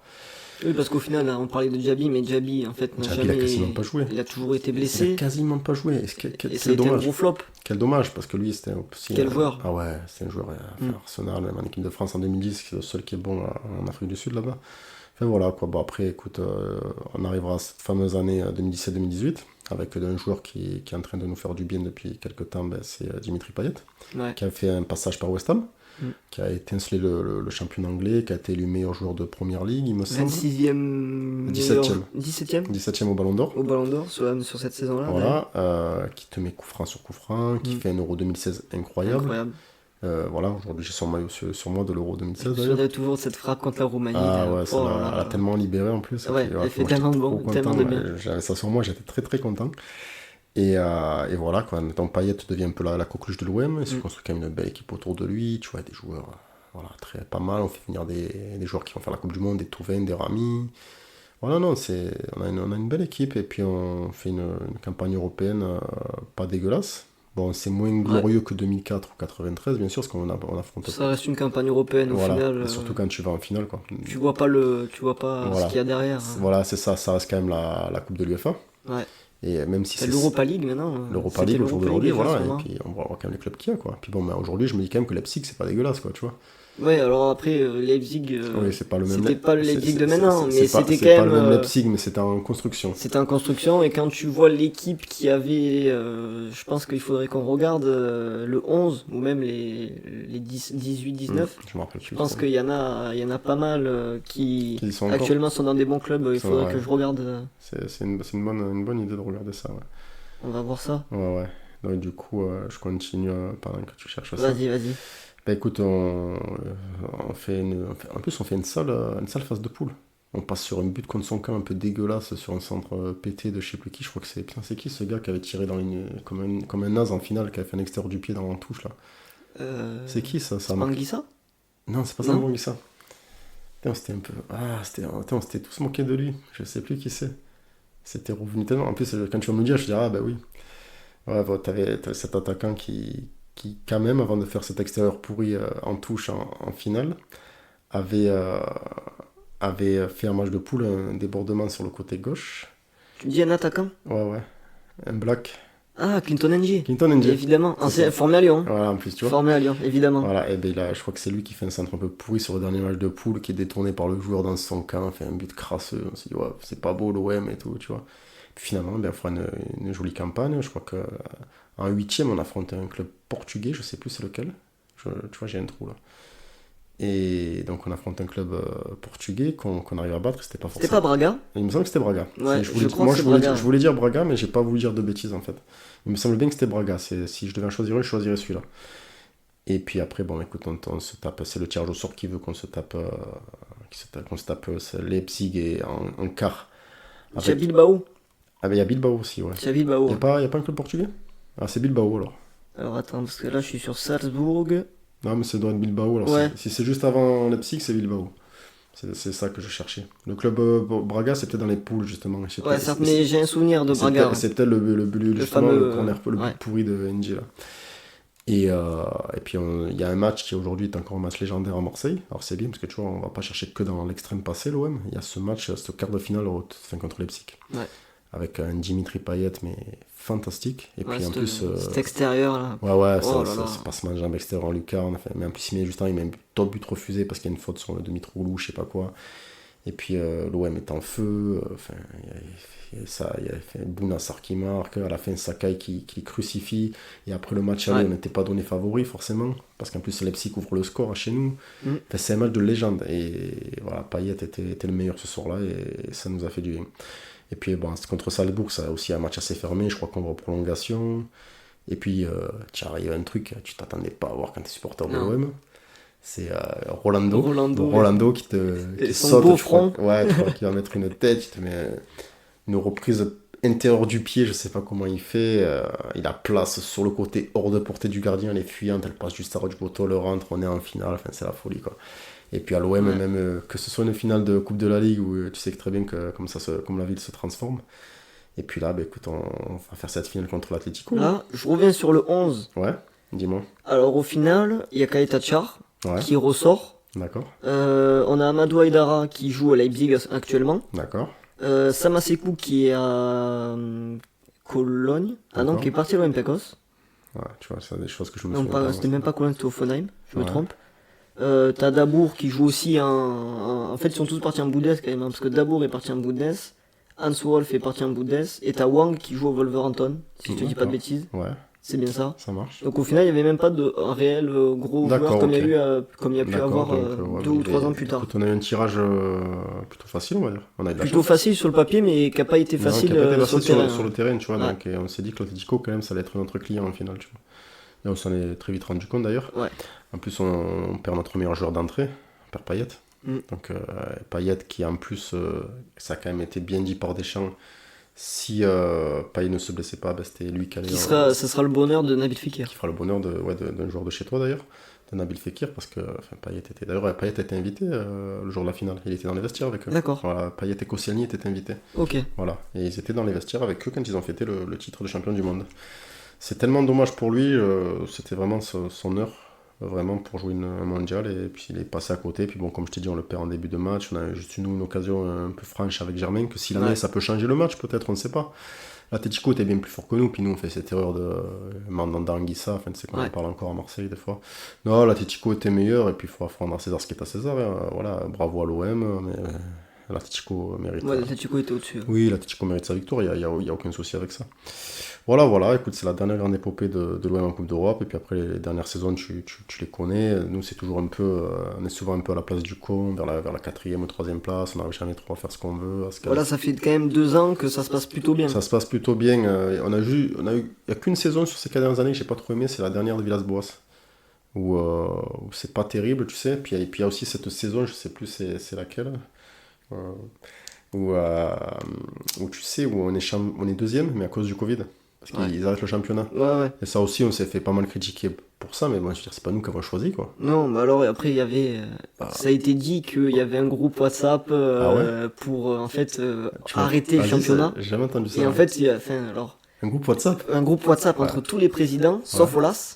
D'accord. Parce que je pense qu'il parlait tellement qu'il commence à être détestable par beaucoup de personnes. Ouais. Alors c'est ce qui se dit. Hein. Ouais, bah oui. Il y aurait un groupe WhatsApp entre plusieurs présidents pour se mettre d'accord pour arrêter. D'accord. Parce que nous on était 7, 8e, on était sans Europe. Et c'est dommage parce qu'on fait un Final 8 magnifique, on finit en demi-finale. Oui, je me souviens très bien. Et en fait, on arrête la saison sur ça, quoi. D'accord. Là où tous les grands championnats continuent. Oui, j'allais y revenir d'ailleurs, parce que cette saison-là, nous on finit deuxième, pour nous c'est bien, parce que c'est pas sûr qu'on l'aurait fait. Clairement. Même s'il reste 2 mois, c'est pas sûr qu'on aurait fini deuxième, mais bon, pour nous on est content. On va faire la Champions League. Et moi je pense à quelqu'un cette année-là par rapport à cet arrêt de la Ligue 1. Alors, tu vas me dire, mais de quoi il me parle? Mais tu sais à qui je pense, moi? Parce que bizarrement, de toute cette histoire, et à cause de ce championnat de Ligue 1 arrêté, t'as un joueur qui a été privé de quelque chose de grandiose. C'est Robert Lewandowski. Ouais. Parce que par rapport à cette Ligue 1 qui s'est arrêtée, ils ont décidé d'enlever le Ballon d'Or. Voilà, comme c'était un des championnats majeurs et que tu avais des mecs comme Neymar et Mbappé qui jouent en Ligue 1, ils ont décidé de faire l'impasse sur le Ballon d'Or cette année-là. Ouais. Et quand on sait l'historique que Lewandowski a écrasé la concurrence cette année-là. Mais après, il aurait pu l'avoir après, mais ils l'ont donné à Messi. C'est pour ça que je parle de l'historique, justement, parce que ce gars-là s'est fait voler 2 Ballons d'Or. Oui. Mais clairement. Alors quand tu t'en fais voler un, je pense que ça fait mal. Quand tu t'en fais voler 2. Je pense que celui de 2020 Covid ou pas Covid? Non, pas Covid. 2021. Il est encore plus douloureux. Parce qu'il pour moi, il est encore meilleur que l'époque Covid. Bien sûr. Et je comprends même pas que ce soit Messi. Parce que moi, je me souviens que j'avais fait un pronostic, j'avais même pas mis dans mes 4 premiers, je crois. Ouais. Alors je sais que le moment où on est au courant, je suis avec Pascal. Ouais. Et il t'aurait dit ce qu'il m'a dit, mais lui il trouvait pas ça déconnant qu'il soit Ballon d'Or. Ouais, mais Pascal il voit Messi comme le bon Dieu aussi. Donc, mais moi j'avais énormément de mal. Mais je crois qu'il y a que Pascal en France qui pense ça, parce que. Oh non, je pense pas. Les Parisiens peut-être. Je sais pas, mais c'est chaud. Enfin, moi je trouve que c'est chaud de dire ça en fait. Pascal, tu écouteras ça, je sais. Mais c'est chaud de dire ça, je trouve, parce que je sais pas quoi, t'as au moins 5 ou 6 joueurs devant Messi. Parce que je sais, il m'avait sorti les stats, et sur les stats, c'est pas déconnant, je te jure. Ouais. Mais il y a un fond aussi. Ouais. Moi, je l'ai suivi sur les stats, Pascal, sur le Ballon d'Or de 2012, que j'étais pas d'accord pour Messi. Ouais. Voilà, j'étais absolument pas d'accord pour ce Messi, quand il te met 93 buts dans la saison, le mec. Voilà, tu peux comprendre comme le 2013 de Ronaldo, tu vois. Après, il y en a tellement. Voilà. Enfin, si tu veux un jour, on fera un sujet sur ça. Si tu veux un jour, je suis très bien calé sur ce sujet aussi. Et mais voilà quoi, donc voilà, je pensais à ça. Puis bon, ouais, l'OM, pour revenir, donc je t'ai dit, il y a que cette saison qui est un peu mitigée. Et on arrive aux dernières saisons. Écoute, tu les connais. Hein, et puis voilà, ces qualifications pour la Ligue des Champions, notamment la dernière où on a quand même une poule pas extraordinaire, une poule bien abordable, où il y a de quoi faire, où je vais encore parler de moi, mais pour emmerder le monde, mais c'est pas grave. L'OM fait revenir un joueur extraordinaire pour moi, il me donne le sourire quand j'en parle à chaque fois, c'est Alexis Sanchez. Est-ce que tu sais la nouvelle sur Alexis Sanchez? Qui prolonge? Non, pas qui prolonge. Alors c'est un journaliste turc que j'écoute pas énormément parce qu'il dit énormément de conneries, mais Lyon serait sur Alexis Sanchez. Ah non, mais vous avez pas le droit de faire ça. J'ai entendu Paris il y a 2 semaines, mais là vous avez pas le droit. Là, je te jure, il y a le mec, c'est le journaliste turc sur Twitter. qui a annoncé ça, bon, je prends énormément de pincettes parce qu'il dit beaucoup de conneries, surtout sur Lyon. C'est pas possible. Mais ça m'a fait rire, j'ai pensé à ça. C'est pas possible, il revit le sud-américain là, chez nous. C'est l'Amérique du Sud chez nous. Ça m'a fait rire. Pas aller à Lyon, non, c'est trop bourgeois. non, c'est pas possible, ça va pas avec lui en plus. Non, honnêtement, je pense pas qu'il est fait pour nous. En France, il est fait pour nous. Parce que si ça aurait été, je te dis n'importe quoi, des journalistes comme Hugo Guillemet ou Loïc Tanzi qui sont vraiment très reconnus dans les informations, qui disent toujours des choses qui se passent. Lui, honnêtement, je lui fais pas confiance, il a déjà sorti 2-3 conneries avant. Mais ça, en fait, c'est vraiment que ça m'a fait rire et que j'ai pensé énormément à toi sur le coup. Non. Mais je pense pas qu'il c'est marrant, tu vois ce que tu viens de... C'est exactement marrant ce que tu viens de dire, parce que tu me dis, j'ai pensé à toi sur le coup. Et ça me dit, je suis arrivé en retard au stade. Parce que j'étais présent pour M. Brest. Et j'ai raté, il y a eu un hommage à faire Alexis Sanchez avant l'hommage de 93. Voilà, pour le meilleur joueur du mois. Et alors, je sais pas si c'est le meilleur joueur du mois Ligue 1 ou de l'OM, mais ça va de l'OM, je pense. L'Olympien du mois. Il y a eu un bel hommage apparemment qui a été vraiment plus beau que d'habitude. Et mon frère était genre ça, il me dit putain, je pensais à toi, ils ont fait un truc sur Sanchez, t'étais pas là. J'étais un peu dégoûté, tu vois. Parce que voilà, comme je dis, moi j'ai ma petite histoire avec Sanchez, que je l'ai découvert en 2010, je vais pas me répéter, mais bon. Ouais, comme tu l'avais déjà dit dans le podcast précédent. Il me semblait que je l'avais dit, c'est pour ça. Il a toujours joué dans les clubs adverses de ceux que j'aimais. Exactement. Voilà. Et quand j'ai appris qu'il venait à Marseille, c'était formidable pour moi. Donc cette année, il fait une saison incroyable aussi, et puis il montre l'exemple. Et voilà, donc je t'ai dit, il y a cette poule de Ligue des Champions qui est presque une Coupe d'Europa League sur laquelle on n'arrive même pas à s'en sortir, on finit même pas 3ème. Il y a la fameuse tête de Kolasinac qui peut tout changer, qui malheureusement, c'est le foot, c'est comme le poteau de Gignac en 2016, il y a des choses des fois qui passent pas loin, qui peuvent te changer un destin. Et voilà, écoute, l'OM, c'est une saison qui s'est terminée, là, il y a rien qui s'est pas terminé, mais qu'on arrive à la fin, donc avant-dernier match du championnat. Et puis on sait très bien que même si on gagne 20-0 le dernier match, qu'on le perd 20-0, on finira 3ème. Ouais. Et donc je suis déçu, moi je suis déçu parce que je pense aux saisons faites par les clubs un peu annoncés en début de saison, que ce soit Lyon, Monaco, Rennes, Paris, qui n'ont pas fait de grandes saisons. Non, voilà. Surtout Monaco qui finit très mal. Monaco c'est catastrophique. Ils sont même plus européens d'ailleurs. En plus ils font un peu l'inverse de ce qu'ils font d'habitude, quand il y a tout qui tourne par rond, tu vois. Ouais. Monaco souvent tu les vois un peu par là. Ils finissent très bien. Ouais, tu les captes pas trop, ils finissent toujours en beauté là, voilà, c'est ce qui se passe. Cette année c'est l'inverse. Ouais, j'ai pas trop suivi pour honnête, je les vois juste un peu perdre, je me dis mais qu'est-ce qui leur arrive quoi. Et plus moi j'aime bien ce club, tu vois, en France, Monaco je trouve bien aimé. Et puis voilà, écoutez, l'OM finira 3ème, on s'en contentera, on aura le tour préliminaire et puis on essaiera de se qualifier pour joindre Lens et Paris, essayer de faire quelque chose de bien et de pas faire aussi mauvais qu'on a été en novembre là, contre notre poule d'Europa League. Voilà Axel, moi je trouve Dis-moi, que sur la saison, oui. Vous êtes dur avec vous-même. Oui, alors je peux argumenter. Et on est là pour ça. On est là pour ça. Donc, c'est pour ça que moi je suis mitigé.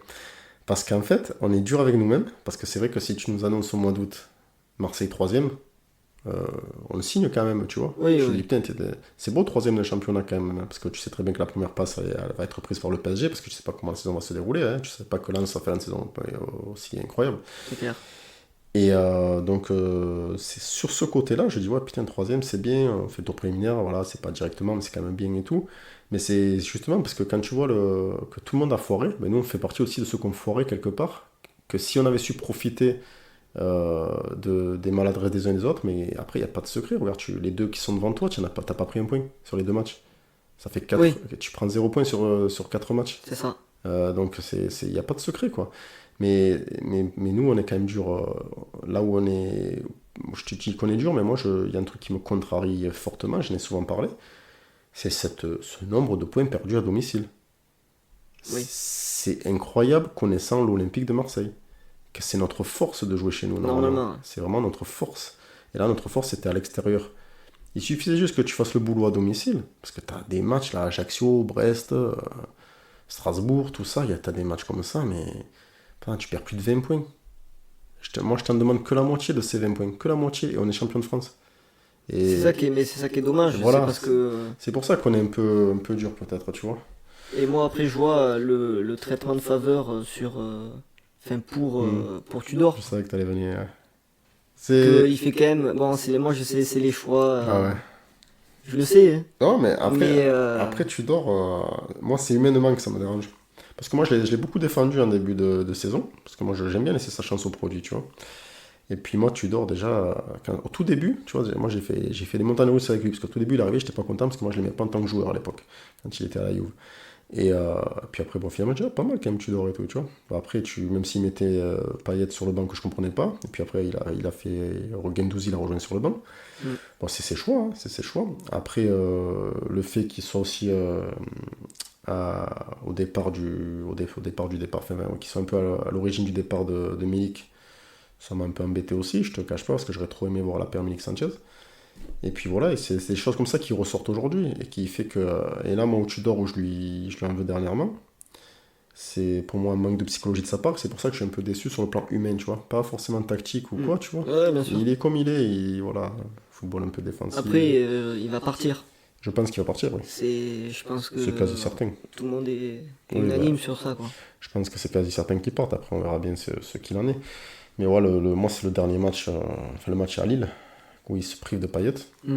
Après Payet, il a sûrement boudé parce qu'il voulait jouer le match en entier, parce que c'était son dernier match aussi, il faut faire un peu la psychologie du truc. Et j'aurais aimé, moi, que comme Deschamps a su le faire avec d'autres, ou certains entraîneurs savent le faire, ça, même Mourinho a su le faire avec Benzema quand il avait piqué au Real de Madrid, qui disait que quand t'as un chat à la place d'un lion en attaque ou quoi, tu vois. À un moment donné, tu mets un peu ta fierté de côté et tu te dis, putain, il faut des résultats. Payet, il sort de 3 bons matchs, même s'il les a pas fait forcément tous en entier. Si les matchs d'avant, il était rentré, il n'avait pas forcément été bon, mais là, les 3 derniers matchs, il est bon, il est dans la forme du moment, comme Guendouzi.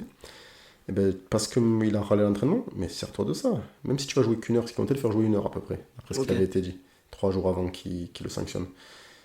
Sers-toi de ça, tu te dis putain, moi je pense que j'aurais fonctionné comme ça. Je dis putain, lui il est énervé contre moi, Payet il a rien contre moi, tu sais, il est énervé contre moi. Je me dis je vais le mettre sur le banc, je vais encore plus l'énerver, mais il sera quand même sur la feuille de match, pas besoin de le sanctionner comme ça parce qu'il a traîné les pieds, c'est bon, c'est son dernier match. Il représente beaucoup plus que Tudor à l'OM, Payet. Ouais, il y a un manque de respect. Tu vois ce que je veux dire? Ouais. À un moment donné, sers-toi à un moment donné, je vais dire une phrase qui va offenser beaucoup de gens dans le monde du sport. Là, on va dire que je suis un con, mais c'est pas grave, parce que moi, je suis spontané, je dis ce que je pense. Pour juste un match, on s'en bat les couilles de l'institution. Voilà. Là, c'est Payet. C'est Payet, c'est l'OM, c'est notre qualification en Ligue des Champions. Le plus important au-dessus de Payet, de l'OM et tout, là, c'est des faits surtout pour c'est l'Europe. C'est l'Europe, tu peux encore peut-être contrarier Lens, ce qui n'a plus été le cas après ce match. Mais je pense que tu te sers de ça, je pense que quand tu le fais rentrer pour 1 heure, je pense que tu as un très grand Payet pour son dernier match. Ouais. Je pense que tu as la dernière heure de Payet à Marseille qui est fantastique. Et après, on a perdu. Alors, si on n'avait pas perdu, on dirait sûrement pas ça. Je serais peut-être pas là en train de me plaindre. Mais c'est vrai que nous, c'est comme on sait, on cherche souvent des coupables dans le football. Et c'est vrai que là, moi, j'ai joint ce groupe qui cherchait des coupables. Et en même temps, il y a tellement eu de choses, comme le départ de Milik, le fait d'avoir après mis Guendouzi sur le banc. Au début, quand il jouait Guendouzi, il n'était pas forcément à la place qu'il était l'année d'avant avec Sampaoli. Il y a beaucoup de choses qui contrarient et j'ai quand même beaucoup défendu Tudor. J'ai voulu laisser sa chance au produit, comme j'ai voulu laisser sa chance à Vitinha. À un moment donné, j'en ai marre. J'ai plus envie de laisser des chances aux gens en ce moment. C'est pour ça que je suis peut-être un peu dur. Et voilà, maintenant, si lui, je pense pas qu'il reste, mais s'il reste, il faudra qu'il prouve. Parce qu'il faudra qu'il nous qualifie, surtout il faudra qu'on se qualifie pour la Ligue des Champions, tu vois. Parce que deuxième ou troisième, même si tu es troisième et que tu fais le top premier, tu te qualifies, tu vas quand même en Ligue des Champions. Oui. Donc voilà, il faudra sûrement passer. C'est sûr, on passe par là maintenant, et il faut le gagner, quoi, ces matchs. Parce que tu as 2 matchs aller-retour, c'est ça? C'est ça, ouais. Mais ça, ouais, donc il faut les gagner, ces matchs. Voilà, quoi. Voilà, Axel. Écoute, moi, avant de finir, dis-moi. Tu sais que j'aime bien la formation, les jeunes joueurs, etc. Ah oui, sur ça, tu es exceptionnel. Et en fait, cette année, l'OM, ils font une saison magnifique. C'est-à-dire que sur les U14, donc c'est un championnat régional, ils sont seconds. D'accord. En U15, ils finissent champions. U16, ils finissent champions. Donc ça, je te parle, c'est régional. À partir de U17, tu passes en national. D'accord. En national, donc là, actuellement, dimanche, ils jouaient contre Le Havre. Ils ont gagné 2-0, si je dis pas de bêtises. Donc ils sont en finale pour être champion U17 national, donc pour être champion de France. Et en U19, ils ont été en demi-finale, ils ont été éliminés par le PSG. Mais c'est pour montrer que la formation marseillaise... le club se porte bien quand même. Très très bien. D'accord. Et à contrario, quand tu vois la liste des joueurs qui sont laissés de côté, où le contrat se termine, il y a à peu près 50 joueurs de l'OM qui partent. Donc alors je sais pas ce que ça veut dire, ce que ça insinue sur le futur de la formation marseillaise, mais Je trouve que c'est quand même incroyable de faire partir autant de joueurs. Ça fait beaucoup. Quand tu vois le résultat qu'il y a. Quoi. Ça fait beaucoup. Et là, tu vois, tout ce que tu as cité, tu me l'apprends parce que c'est vrai que moi, je m'intéresse pas trop à ces sujets-là et tu vois, ça pourrait être de bon augure. Ouais, c'est vrai que à ce niveau-là, ça va bien. Parce qu'on sait que bon, mais c'est vrai que c'est bizarre un peu cette conclusion quand même. On sait que c'est pas connu pour être un club formateur, pour faire jouer les jeunes. Oui. Et moi, on en a pas eu beaucoup, nous, à part Nasri qui me vient en tête. C'est ça, mais là, il y avait un truc terrible où il montrait les jeunes, le 11 des meilleurs joueurs, formé à l'OM avec une valeur, la plus haute valeur. Tu n'en as pas beaucoup, non? Et non, mais elle est dégueulasse, l'équipe. Tu vois que t'as le gardien Nancy. C'est ça, là? C'est ça. Ouais. Donc là, je te montre la photo. Regarder, ouais. Mais en fait, tu as donc le gardien de Escales de Annecy. Ouais. Tu as Loïc Perrin, Boubacar Kamara. Donc ça, c'est Nielsen Nkunku qui est à Saint-Etienne. Donc ça, en défense. Azouni, donc, qui est parti certainement dans un pays maghrébin, ce que j'ai l'impression. Sur ce que je vois 2 bons joueurs et demi. Là. Voilà, t'as Camara, Maxime Lopez, et après c'est que des mecs de seconde zone, les frères Ayou, mais les frères Ayou c'est avant quoi. Ouais, moi je mets Andrayou dedans moi quand même. Oui, mais pour actuellement, tu peux pas jouer avec ça pour jouer quelque chose. Moi je l'ai frappé par Camara et Andrayou, après les autres. Et ça montre que la formation marseillaise, elle est pas bonne. Non, bah c'est vrai, de toute façon ça on le sait, on le sait très bien. Et moi je voulais te mettre une info sur un jeune joueur, donc vraiment un jeune joueur, parce qu'il a 16 ans. D'accord. Il joue avec les U17, il a marqué... à Marseille. À Marseille, évidemment. On est sur le podcast Marseille, je parle de Marseille. Enzo Sternal, qui est arrivé cet été de l'AS Nancy-Lorraine. Ouais. Donc comme l'AS Nancy-Lorraine est descendu en national, là d'ailleurs ils redescendent, si je dis pas de bêtises. C'est une catastrophe. C'est cool. Et c'est un super jeune... Enzo Sternal. Sternal, d'accord. Donc il joue ailier gauche. Un Français ? C'est un Français. D'accord. Rapide, bon dribbleur, très agile, petit gabarit. D'accord. Bon, il a que 16 ans, il a bien le temps de se former encore physiquement. S'il y a des gens qui nous écoutent, écoutez bien. Et archi intéressant. D'accord, ok. Il a pas commencé titulaire dimanche là, il jouait contre le Havre. D'accord. Le Havre qui a éliminé Lyon, pour te dire, qui avait une très belle équipe. Et non, c'est un super jeune et je pense qu'il faudra le suivre. Ça marche. Tu auras le premier que j'aurais entendu en parler, que ce soit. Mais si tu vas sur Twitter, Enzo Sternal, il a commencé à avoir une petite fanbase de supporters marseillais. D'accord. Il est arrivé que cette année, donc c'est que le début. C'est pas du tout ma spécialité, mais moi j'aime bien quand. Parce que moi je prends pas le temps de m'intéresser à ça, mais quand des gens comme toi qui prennent le temps, qui s'y intéressent avec passion, c'est bien de. C'est bien que des gars comme toi apprennent des choses comme ça, des gars comme moi. Quoi. Il en faut dans tout, il y a tellement d'informations différentes dans le football que... d'informations différentes, c'est que moi je m'intéresse pas à tout ça, mais c'est cool de le savoir pour l'avenir de l'OM. Donc voilà. Ça marche. Au moins, tu auras un petit nom en plus à cocher dans ton carnet. Bon. Enzo Sternal. Ça marche. Voilà, écoutez, chers auditeurs, chères auditrices, si ça vous a plu, on espère que ça vous a plu. On espère, ouais. On vous dit à la prochaine, à la semaine prochaine. À la semaine prochaine. Et puis voilà. Et à bientôt. Allez, ciao l'équipe. Ciao l'équipe. Ciao.